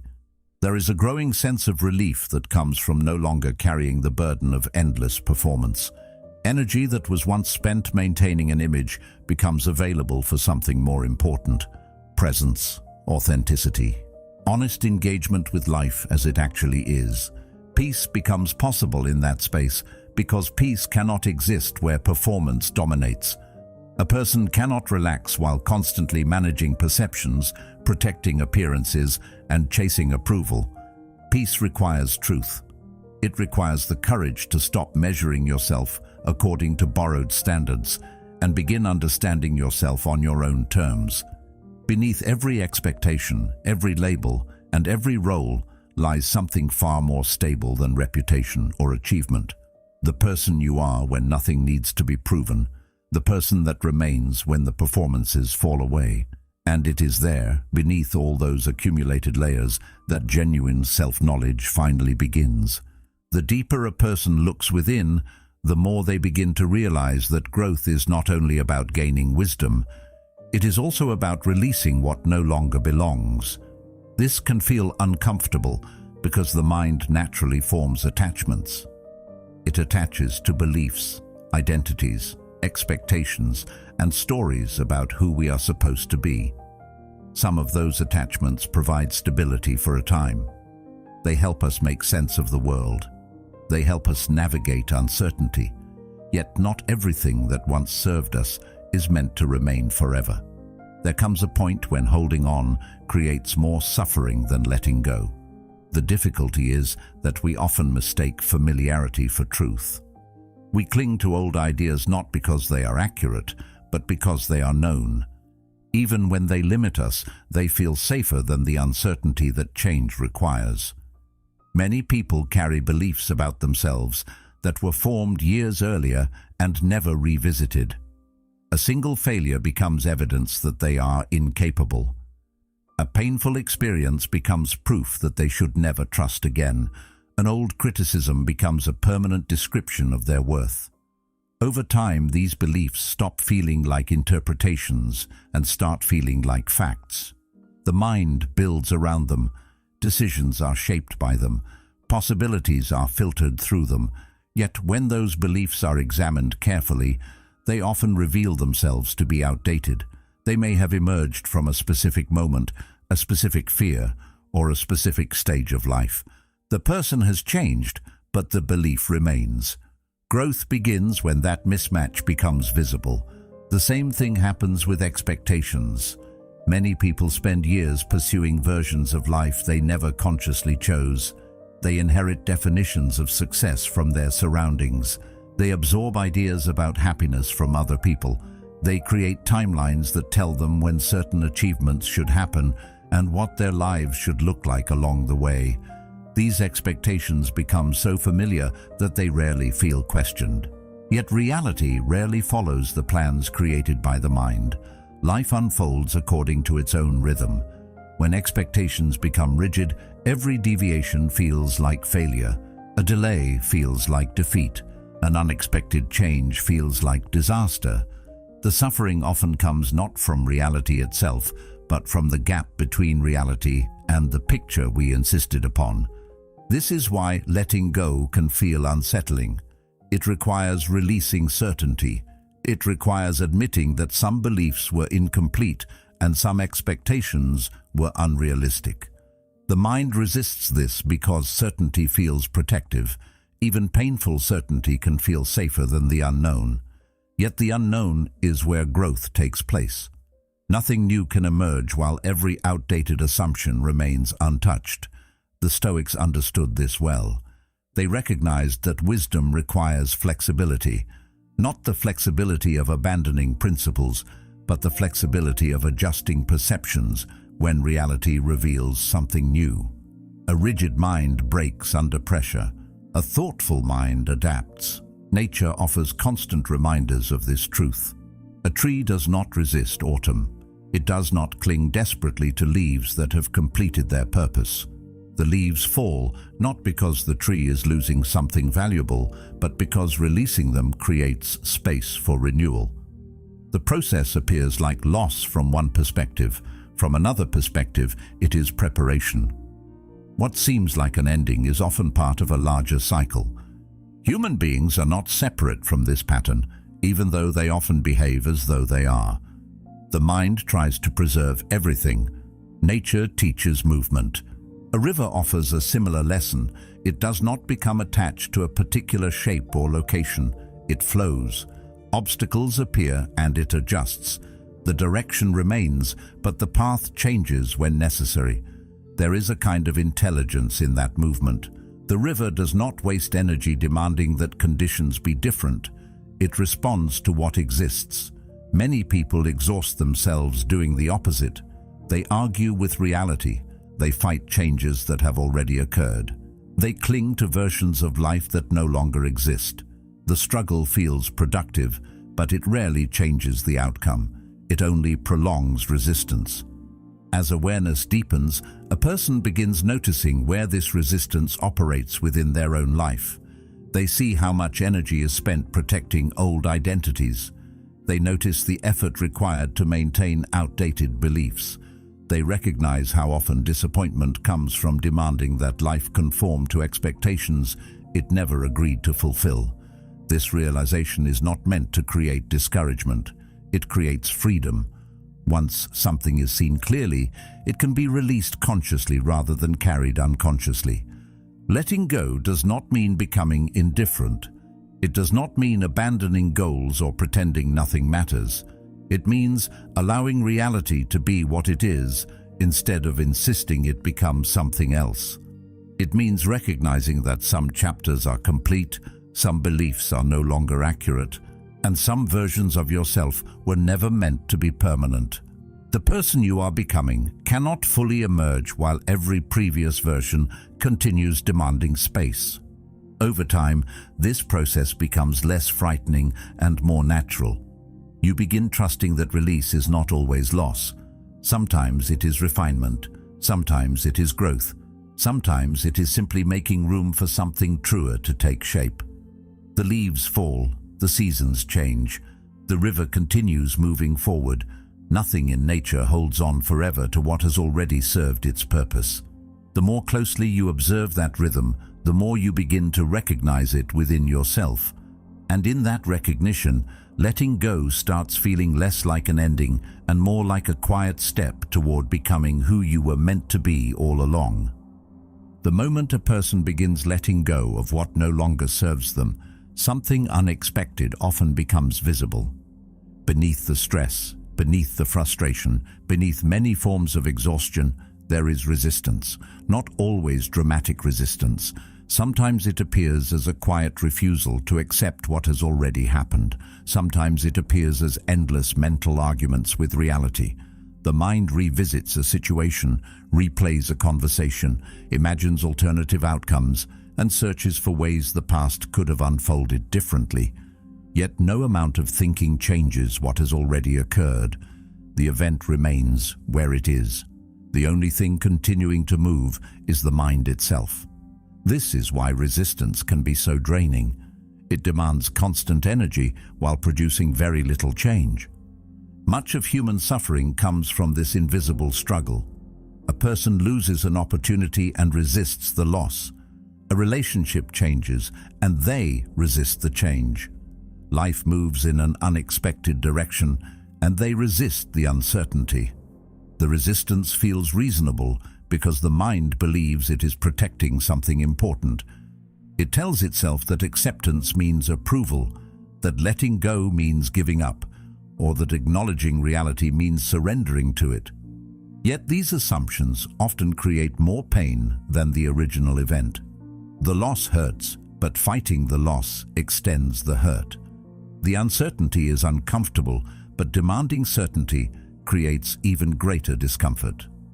What begins as an attempt to avoid suffering slowly becomes a source of suffering itself. The Stoics observed this pattern repeatedly. They understood that reality operates according to its own nature. Seasons change, circumstances shift. People make choices that are beyond our control. Plans succeed and fail. Health improves and declines. Time continues moving whether we agree with it or not. None of these facts require our approval. They simply exist. The problem arises when the mind insists that reality should behave differently. It creates an imaginary version of events and then compares the real world against that imagined version. Predictably, reality loses the comparison every time. The gap between expectation and reality becomes a source of frustration, disappointment, and resentment. There is a strange tendency within human nature to believe that peace will arrive once circumstances finally align with personal preferences. Once this problem is solved, once that person changes, once the future becomes certain, once everything feels secure, yet life rarely provides permanent certainty. Even the most stable situations contain the possibility of change. The person who depends entirely on external conditions for peace places their well-being on unstable ground. Every unexpected event becomes a threat. Every uncertainty becomes a disturbance. Every change becomes something to fear rather than something to navigate. Acceptance offers a different path, though it is often misunderstood. Acceptance does not mean liking everything that happens. It does not mean pretending painful experiences are pleasant. It does not require abandoning goals or becoming passive. Acceptance simply means seeing reality clearly before deciding how to respond. It means acknowledging facts without demanding they become something else first. A person can accept a difficult situation and still work to improve it. They can accept uncertainty and still take thoughtful action. They can accept loss and still move forward. Acceptance is not the opposite of effort. It is the foundation that allows effort to be directed wisely. Consider how much energy becomes available when resistance begins to loosen. Mental battles that once consumed attention start fading. The need to constantly replay events weakens. The urge to control every outcome becomes less intense. What remains is a clearer view of the present moment. Instead of focusing on what should have happened, attention returns to what is happening. Instead of demanding guarantees about the future, energy can be invested in the choices available right now. This shift may seem small, yet it changes the entire experience of life. The mind often believes that control creates safety. In reality, much of the desire for control comes from discomfort with uncertainty. People want guarantees because guarantees feel secure. Yet the search for complete certainty is endless. There is always another possibility to consider, another risk to eliminate, another outcome to predict. The pursuit never truly ends. The Stoics recognized that wisdom comes not from eliminating uncertainty, but from learning how to live alongside it. They understood that courage is not the absence of uncertainty. It is the ability to move forward despite it. As this understanding deepens, life begins to feel lighter, not because challenges disappear, but because fewer challenges are being created internally.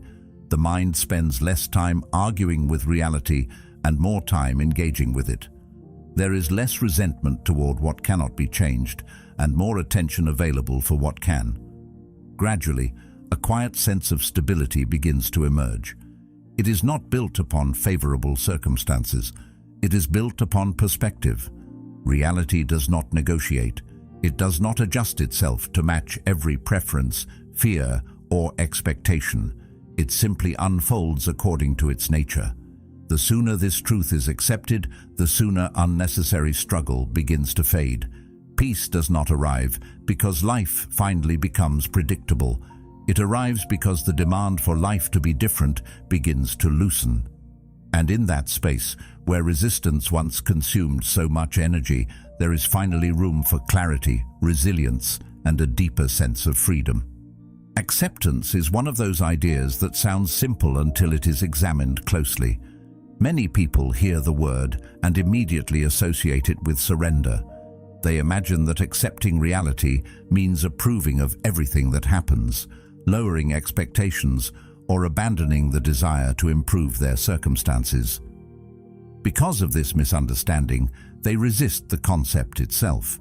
They continue fighting situations that have already occurred, believing that resistance is a sign of strength. Yet acceptance and passivity are not the same thing. In fact, acceptance is often the beginning of effective action. Before any meaningful response can take place, reality must first be seen clearly. A person cannot respond wisely to a situation they refuse to acknowledge. They can only react to the version of reality they wish existed. This distinction becomes important because much of life unfolds beyond personal control. Circumstances change without warning. Plans encounter obstacles. Other people make choices according to their own beliefs and priorities. The future remains uncertain regardless of how much effort is invested in predicting it. These facts can feel frustrating because the mind naturally seeks certainty and control. It wants guarantees. It wants reassurance. It wants life to unfold according to expectations. Yet reality follows its own course. The Stoics understood that wisdom begins with recognizing this truth rather than arguing against it. Energy spent fighting unavoidable facts is energy unavailable for meaningful action. Consider the sailor navigating an unpredictable sea. The sailor cannot command the wind to change direction. No amount of frustration alters the weather. No amount of complaining calms the storm. The conditions exist independently of personal preference. Yet this does not leave the sailor powerless. The sails can be adjusted. The course can be reconsidered. Decisions can still be made. Skill remains valuable even when control is limited. In many ways, life operates according to the same principle. Circumstances provide the conditions, but response determines the experience. The inability to control every event does not eliminate the ability to choose how those events are met. This is where acceptance reveals its practical value. Acceptance allows attention to move away from what cannot be changed and toward what still can. Without acceptance, the mind becomes trapped in resistance. It focuses endlessly on how things should have been. It replays events. It imagines alternative outcomes. It demands certainty where certainty does not exist. The result is often frustration without progress. Acceptance breaks that cycle. It redirects attention toward the present moment and asks a different question. Given the reality of the situation, what is the most constructive response available now? This shift transforms passive frustration into deliberate action. Many people underestimate the influence of their responses because they focus so heavily on circumstances. They assume that external events determine the quality of their lives. Yet, when two individuals face the same challenge, their experiences can be remarkably different. One becomes consumed by resentment. The other adapts. One sees only obstacles. The other begins looking for possibilities. The event remains identical, but the response changes everything that follows. This does not mean circumstances are irrelevant. Difficult situations remain difficult. Loss still hurts. Disappointment still stings. The difference is that response determines whether those experiences become sources of growth or sources of prolonged suffering. The Stoics practiced this perspective because they understood how much influence exists within that space between event and reaction. Most people spend years trying to master circumstances while neglecting the one area where mastery is actually possible. They seek control over outcomes, other people, and future events. Yet none of those things belong entirely to them. Their thoughts, choices, values, and actions do. As Epictetus advised, make the best use of what is in your power and take the rest as it happens. This realization does not shrink a person's influence, it concentrates it. Instead of scattering energy across countless uncertainties, attention returns to what can genuinely be shaped. As this habit develops, resilience begins to grow naturally. Challenges no longer feel like personal attacks from life itself. They become conditions requiring thoughtful navigation. Obstacles stop appearing as proof that something has gone wrong. They become part of the environment through which progress must be made. This perspective creates a steadiness that is difficult to achieve through external success alone. Success often depends upon favorable circumstances.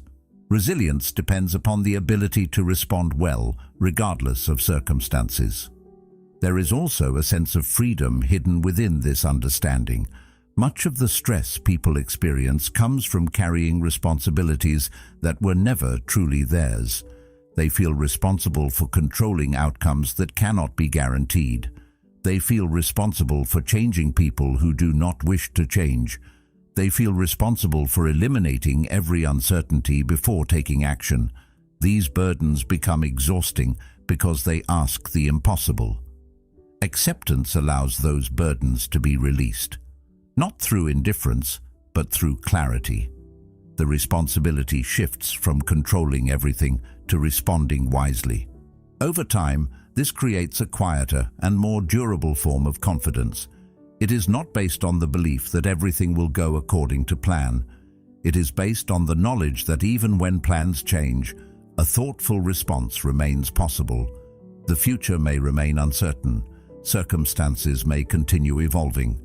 Unexpected difficulties may still appear.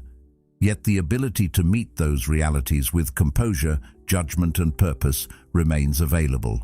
That is why acceptance is not weakness. It is one of the most practical forms of strength. It allows reality to be seen clearly, action to be taken wisely, and energy to be invested where it can actually make a difference.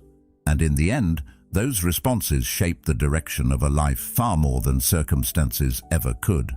As understanding deepens, the relationship with difficulty begins to change. At first, most challenges feel like interruptions. They appear as obstacles standing between a person and the life they want. Delays feel unfair, setbacks feel discouraging, uncertainty feels threatening. The natural impulse is to resist these experiences and wish they would disappear as quickly as possible. Yet, over time, a different perspective becomes available. The very experiences that seem to hinder growth often become the conditions that make growth possible. What initially appears to be an obstacle may actually be a form of training. Not training chosen deliberately, but training offered by life itself. This shift does not happen because difficulties suddenly become pleasant. Pain remains painful. Disappointment remains disappointing. Loss remains difficult to carry. The difference lies in how these experiences are interpreted. When every challenge is viewed as evidence that life is working against you, suffering expands beyond the event itself. The mind adds frustration to difficulty and resentment to pain. Yet when challenges are viewed as opportunities to strengthen qualities that comfort could never develop, something begins to change. The situation may remain difficult, but it no longer feels meaningless. Patience is a good example. Everyone admires patience in theory, yet few people enjoy the circumstances that create it.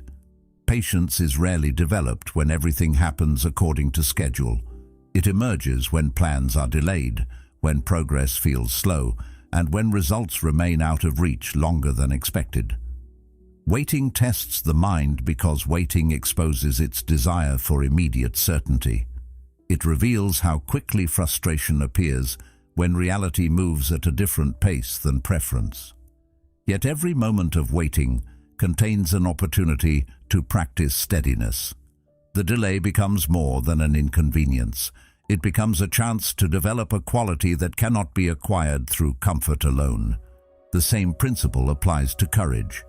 Many people think courage means the absence of fear, but courage has little meaning without fear.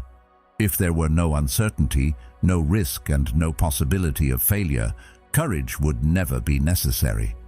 Fear creates the conditions in which courage becomes visible. A person feels doubt yet moves forward anyway. They feel uncertainty yet continue acting according to their values. They acknowledge discomfort without allowing it to dictate every decision. Courage is not found on the other side of fear. It is developed through repeated encounters with fear itself. Resilience follows a similar path. No one becomes resilient by avoiding adversity. Resilience emerges through contact with difficulty. It develops when a person faces disappointment and continues. It develops when plans collapse and new plans must be created. It develops when expectations fail and adaptation becomes necessary. Every challenge presents a choice. One path leads toward bitterness and resignation. The other leads toward growth and understanding. Neither path changes what happened. The difference lies in what is built as a result of what happened. The Stoics understood this deeply. They recognized that many of the qualities people admire most are forged through hardship. Strength is not created by ease. Wisdom is not created by constant success. Emotional maturity is not created by a life free from problems. These qualities emerge through engagement with reality as it is. Difficulties become teachers, not because they are enjoyable, but because they reveal what remains hidden during comfortable periods. They expose weaknesses that require attention. They reveal assumptions that need revision. They show where greater discipline, patience, or perspective is needed. This understanding does not require pretending that every hardship is beneficial. Some experiences bring genuine pain and loss. Some leave lasting scars. The Stoic perspective is not about denying suffering or forcing optimism where it does not belong. It is about recognizing that even difficult experiences can contain valuable lessons. The lesson may not be visible immediately. It may take time, reflection, and distance before meaning begins to emerge. Yet the possibility remains. Growth is often hidden inside experiences that initially appear only painful. As this perspective becomes stronger, challenges stop feeling entirely personal. Instead of asking why difficulties are happening, attention shifts toward how they can be used. Energy that once fueled resistance begins fueling adaptation. The mind becomes less focused on wishing circumstances were different and more focused on responding effectively to the circumstances that already exist. This shift creates a greater sense of agency. The challenge remains, but the relationship with the challenge changes. Over time, life begins to look different. Obstacles become opportunities to practice patience. Uncertainty becomes an opportunity to practice courage. Setbacks become opportunities to practice resilience. None of these qualities appear fully formed. They are developed gradually through repeated encounters with difficulty. Every challenge contains the possibility of strengthening something important. The possibility is not guaranteed, but it is always present. And the more willing a person becomes to look for it, the more often they discover that the moments they once wished to avoid were quietly shaping them into someone stronger, wiser, and more capable than comfort alone ever could have produced. There is a reason some of the most grounded people often carry stories marked by difficulty. It is not because hardship automatically creates wisdom. Many people experience pain and emerge bitter, resentful, or defeated. The difference lies in what they choose to do with the experience. Some spend years fighting the reality of what happened, replaying old wounds and asking why life treated them unfairly. Others eventually reach a different place. They begin looking beyond the event itself and turn their attention toward what the experience revealed. That shift may seem small from the outside, but internally it changes everything. The hardship remains part of their story, yet it stops being the entire story. When difficulties first arrive, the mind naturally searches for explanations. It wants reasons. It wants certainty. It wants to understand why things unfolded the way they did. This impulse is understandable because uncertainty often feels uncomfortable. Yet there are moments when no explanation provides the relief we hope for. Some losses cannot be undone by understanding them. Some disappointments remain painful even after every question has been answered. Eventually, a person reaches a crossroads. They can continue demanding answers that may never arrive, or they can begin examining what the experience itself is teaching them. That is where growth often begins. The Stoics understood that every challenge contains information, not necessarily information about the world, but information about ourselves. Difficulty reveals things that comfort tends to hide. It exposes habits of thought. It uncovers expectations. It reveals where patience is lacking, where fear remains active, and where attachment has become stronger than wisdom. These discoveries are not always pleasant. In fact, they are often uncomfortable. Yet discomfort does not make them less valuable.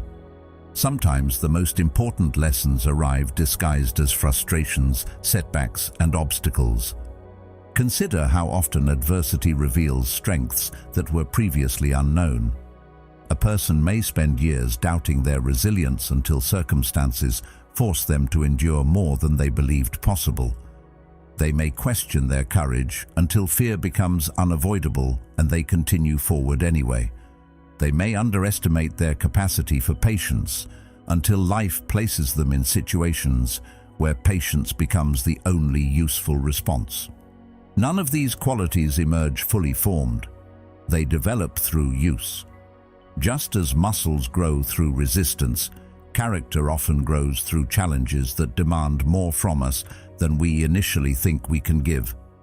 This perspective changes the way obstacles are viewed.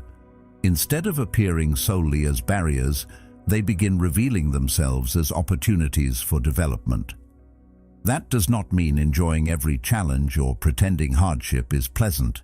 It means recognizing that difficulty can serve a purpose beyond immediate discomfort. A setback may teach adaptability. A disappointment may teach detachment. A failure may teach humility. A period of uncertainty may teach trust in one's ability to navigate the unknown. The lesson is not always obvious at first. Sometimes it only becomes clear after time has passed and reflection has replaced reaction. One reason this shift is so powerful is that it restores a sense of agency. When people view themselves only as victims of circumstance, they surrender much of their influence. Their well-being becomes dependent upon events they cannot control. They wait for conditions to improve before believing they can move forward. Yet when they begin looking for lessons within challenges, attention shifts towards something that remains available regardless of circumstances. The experience may not be chosen, but the response still is. Meaning can be created even when comfort cannot. Many of the people we admire most did not become strong because life was easy. They became strong because life demanded something from them, and they responded. Not perfectly, not without mistakes, not without moments of doubt. They learned through experience. They adjusted. They reflected. They continued. Over time, the difficulties that once seemed like interruptions became part of the process that shaped them. Looking back, they often realized that some of their greatest growth emerged from seasons they would never have chosen voluntarily. There is a quiet freedom in recognizing this. It removes the expectation that life must always unfold smoothly in order to be meaningful. It removes the belief that obstacles automatically signal failure. Challenges stop appearing as evidence that something has gone wrong and start appearing as invitations to develop qualities that comfort rarely requires. The mind becomes less focused on avoiding every difficulty and more focused on learning from whatever difficulty arrives. As this understanding deepens, resilience takes on a different meaning. It is no longer simply the ability to survive hardship. It becomes the ability to transform hardship into understanding. Pain remains painful, but it no longer feels entirely wasted. Obstacles remain difficult, but they become sources of insight. Every challenge carries the possibility of revealing something important about how you think, how you react, and who you are becoming. That is why the strongest people are often not those who escaped adversity. They are the ones who allowed adversity to teach them. They stopped measuring every experience by how comfortable it felt and started measuring it by what it revealed. In doing so, they discovered that wisdom is rarely found in avoiding life's difficulties. More often, it is found in meeting those difficulties honestly, learning from them patiently, and allowing them to shape character rather than diminish it. Once that perspective takes root, even the hardest moments begin carrying the possibility of growth, and every obstacle becomes more than an obstacle. It becomes part of the path itself. As valuable as growth may be, it can become distorted when it is pursued without balance. Many people begin their journey of self-improvement with good intentions. They want to become more disciplined, more capable, more resilient. They want to use their time wisely and make meaningful progress. These goals are admirable, yet modern culture often encourages a version of growth that never seems satisfied. There is always another milestone to reach, another skill to master, another achievement to pursue. Rest becomes something that must be earned. Stillness becomes something to feel guilty about. The result is a strange contradiction. People spend years trying to build a better life, while gradually losing the ability to experience the life they are building. The pressure to constantly produce is so common that many people no longer question it. Activity becomes a measure of worth. A busy schedule becomes evidence of importance. Rest begins to feel uncomfortable because it appears unproductive. Even moments that should offer recovery are often filled with stimulation, distractions, and new demands for attention. The mind remains active long after the body becomes tired. There is always something left unfinished, something else that could be improved, something that still requires effort. This creates a cycle that feels productive on the surface, but often leads to exhaustion beneath it. What makes this cycle particularly deceptive is that exhaustion can disguise itself as dedication. A person may believe they are demonstrating commitment when they are actually ignoring their limits. They may view constant effort as strength while overlooking the signs of depletion accumulating beneath the surface. Fatigue grows gradually. Clarity begins to weaken. Patience becomes more difficult. Small frustrations create larger reactions. Tasks that once felt manageable begin requiring greater effort. Yet because the decline is often slow, it can be difficult to recognize until it becomes impossible to ignore. The Stoics approached life differently.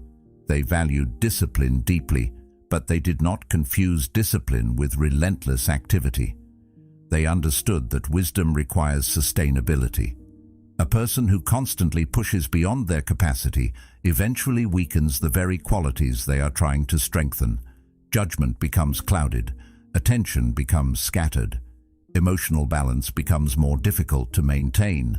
The problem is not effort itself. Effort is necessary. The problem arises when effort is treated as the only valuable state of being. Human beings were not designed to exist in permanent motion. Nature demonstrates this truth continuously. Every living system follows rhythms. Day becomes night, seasons change, activity alternates with recovery, growth alternates with restoration. A tree does not produce fruit every day of the year. A field is not harvested continuously without pause. Rivers move steadily, yet even they contain calm stretches between moments of turbulence. The natural world does not rush endlessly toward productivity. It moves according to cycles. Yet many people attempt to live as though they are exempt from those cycles, expecting constant output without corresponding renewal. This disconnect often creates an internal tension that becomes increasingly difficult to sustain. The body asks for rest while the mind insists on more effort. Fatigue signals the need for recovery, but ambition interprets recovery as weakness. Eventually, the person begins operating against themselves. They push forward, but each step requires more energy than the one before. Progress becomes heavier. Motivation becomes inconsistent. The joy that once accompanied meaningful work begins to disappear. What remains is obligation without vitality. There is wisdom in recognizing that stillness serves a purpose. Stillness is not the absence of growth. In many cases, it is what makes growth possible. Reflection requires stillness. Clarity requires stillness. Understanding requires stillness. Some insights emerge only when activity pauses long enough for deeper awareness to surface. A mind constantly occupied with tasks rarely has the opportunity to process experience fully. It moves from one objective to the next, accumulating information without creating understanding. Stillness creates the space where understanding can develop. This is why periods of rest should not be viewed as interruptions to progress. They are part of progress. A rested mind sees more clearly. A restored body responds more effectively. A person who allows time for recovery often accomplishes more in the long run than someone who attempts to operate at maximum intensity without pause. The challenge is trusting this process. Modern life often celebrates visible effort while overlooking invisible restoration. Yet some of the most important forms of growth occur beneath the surface, during moments when nothing appears to be happening at all. As this perspective deepens, the relationship with productivity begins to change.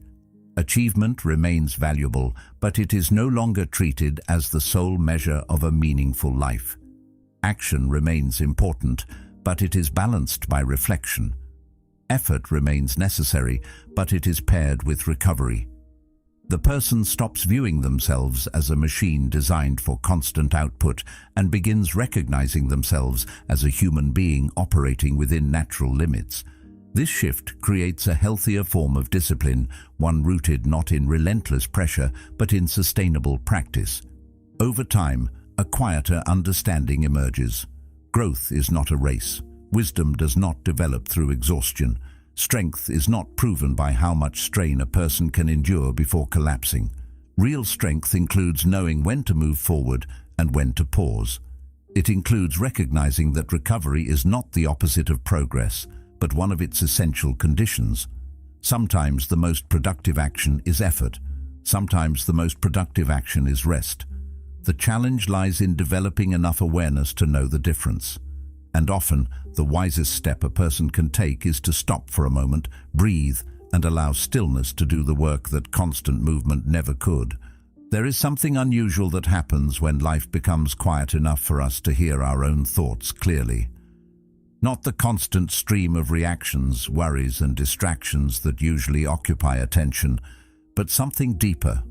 A different kind of awareness begins to emerge. The urgency that once surrounded every problem starts to soften. The pressure to immediately solve everything begins to loosen. In stillness, the mind gains enough distance to see what constant activity often conceals. Problems that once felt enormous no longer appear quite so overwhelming. Concerns that seemed impossible to carry reveal themselves to be manageable. Nothing external has changed, yet the experience of those things begins to change. Perspective quietly returns. Much of daily stress comes from proximity. When a challenge sits directly in front of us, it can consume our field of vision. The mind narrows its focus until the difficulty appears larger than it truly is. A mistake becomes a catastrophe. A setback becomes a permanent condition. An uncertainty becomes evidence that everything is falling apart. This happens because attention has become trapped inside the immediate experience. Without perspective, the present moment can feel like the entire story. The difficulty is no longer one chapter among many. It becomes the whole narrative. Stillness interrupts that illusion. It creates enough space to see beyond the immediate emotion and remember that every experience exists within a much larger context. This broader perspective often reveals how many worries are built upon possibilities rather than realities. The mind has a remarkable ability to create future scenarios and then react to them as though they already exist.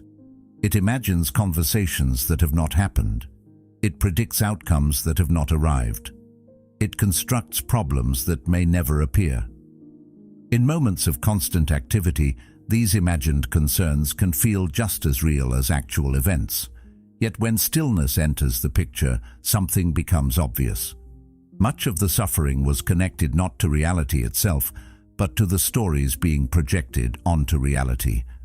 The future remains uncertain, but uncertainty is no longer automatically interpreted as danger.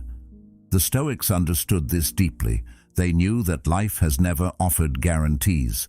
Every generation has faced uncertainty in one form or another.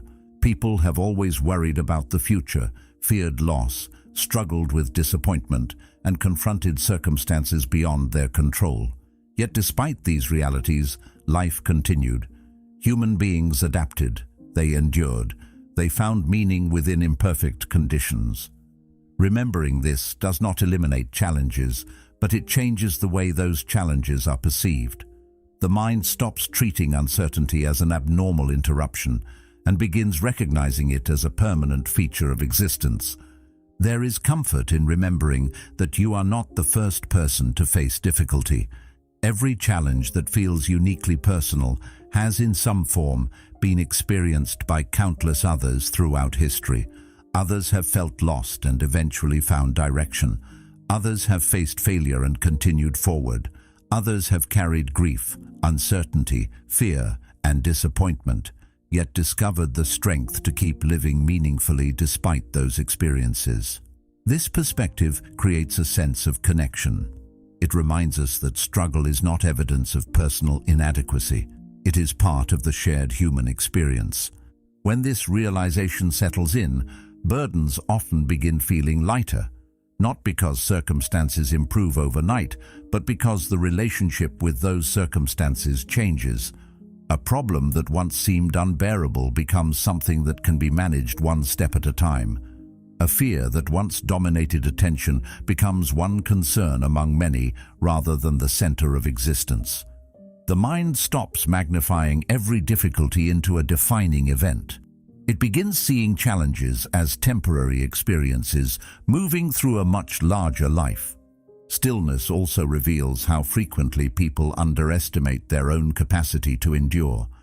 Looking back honestly, most people can identify moments they once believed would break them, situations that felt impossible, periods of uncertainty that seemed endless, losses that appeared too heavy to carry, yet somehow they continued. They adapted, they learned, they survived. The evidence of resilience already exists, but constant mental noise often prevents it from being noticed. Stillness allows those memories to surface. It reminds a person that strength is not something they must acquire someday. It is something they have already demonstrated repeatedly. This does not mean every problem becomes insignificant. Some challenges deserve attention. Some losses deserve grief. Some decisions require careful thought. Perspective is not about dismissing reality. It is about seeing reality accurately. A burden can be real without becoming overwhelming. A difficulty can be serious without defining an entire life. Stillness helps restore those proportions. It prevents temporary experiences from being mistaken for permanent truths. As this habit of reflection deepens, a quieter relationship with life begins to emerge. The need to react immediately fades. The urge to catastrophize weakens. Attention becomes less consumed by what might happen and more grounded in what is happening. The present moment regains its importance, not because it is free from difficulty, but because it is where life actually exists. Everything else is memory or imagination. In the end, perspective is one of the greatest gifts stillness offers. It reminds us that life has always contained uncertainty and always will. It reminds us that countless people have faced hardships before us and continued moving forward. Most importantly, it reminds us that many of the burdens we carry become lighter not when circumstances change, but when understanding changes. The challenges may remain, but they no longer occupy the entire horizon. They become part of a larger picture.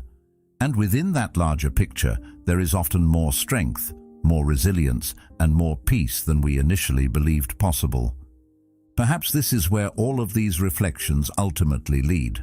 Not toward a perfect life, not toward a life free from difficulty, uncertainty, or disappointment, but toward a different way of meeting those experiences when they arrive. Much of human suffering comes from the belief that peace exists somewhere in the future. It waits beyond the next achievement, the next solution, the next improvement in circumstances. The mind becomes convinced that life will finally feel complete once everything falls into place.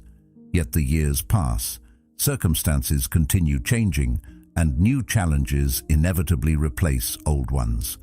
The destination keeps moving because it was never truly a destination.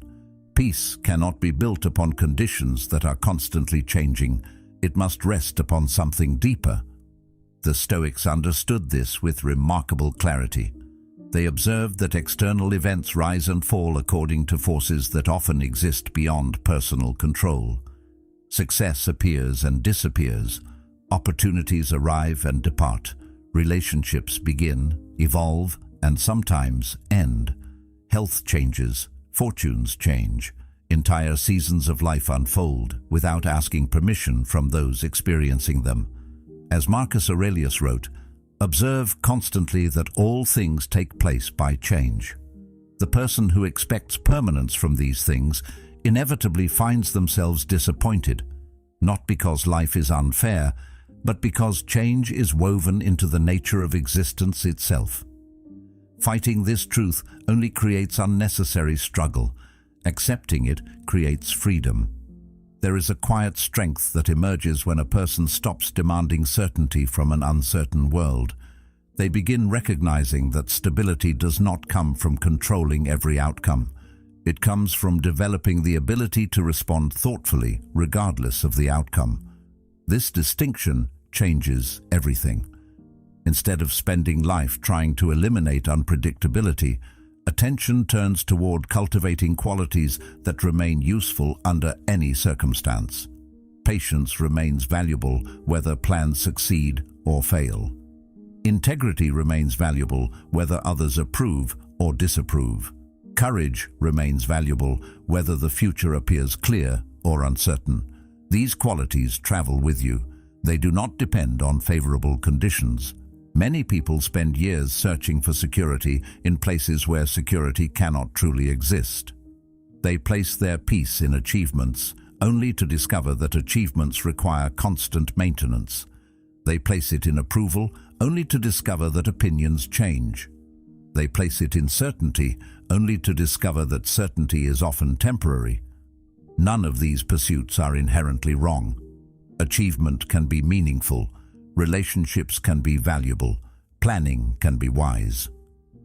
The problem arises when these things become the foundation of emotional stability. Foundations built entirely on external circumstances must constantly adjust to external change. A different kind of foundation becomes possible when attention shifts inward. Not inward in a self-absorbed sense, but inward in the sense of developing character, perspective, and self-understanding. The person who has learned to examine their thoughts is less easily controlled by them. The person who has learned to understand emotions is less likely to be overwhelmed by them. The person who has practiced accepting reality can adapt more effectively when circumstances change. Over time, these capacities create a steadiness that external success alone cannot provide. This steadiness should not be confused with perfection. Some people imagine inner strength as a state in which emotions disappear and difficulties no longer matter. Real strength looks different. It allows disappointment to be felt without becoming despair. It allows fear to be acknowledged without becoming paralysis. It allows uncertainty to exist without dominating every thought. The goal is not to become emotionless. The goal is to remain grounded while emotions move through you. Like weather passing across the sky, feelings come and go. Awareness remains. Life continues presenting challenges even after wisdom begins to grow. There is no final point at which uncertainty disappears forever. There is no moment when every lesson has been learned. Human existence remains dynamic. New circumstances emerge, new responsibilities appear, new forms of difficulty arrive without warning. Yet something important changes when perspective changes. Challenges stop feeling like interruptions to life and begin appearing as part of life itself. Resistance softens. Adaptability grows. The mind becomes less occupied with wishing reality were different and more capable of engaging with reality as it is. This shift often happens so gradually that it is difficult to notice. One day, a situation that would have caused panic years earlier is handled calmly. A criticism that once lingered for weeks loses its power after a few moments. An unexpected setback becomes a problem to solve rather than a reason to collapse. These changes may seem small individually, yet together they reveal something significant. The foundation is becoming stronger. Stability is no longer dependent on everything going according to plan.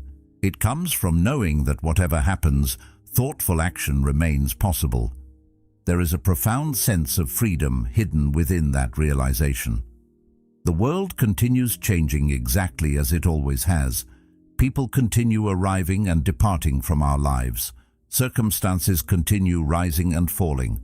Success and failure continue alternating in unpredictable ways.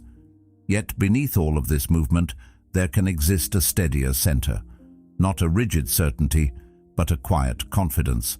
Not the confidence that life will always be easy, but the confidence that you can meet life honestly when it is not.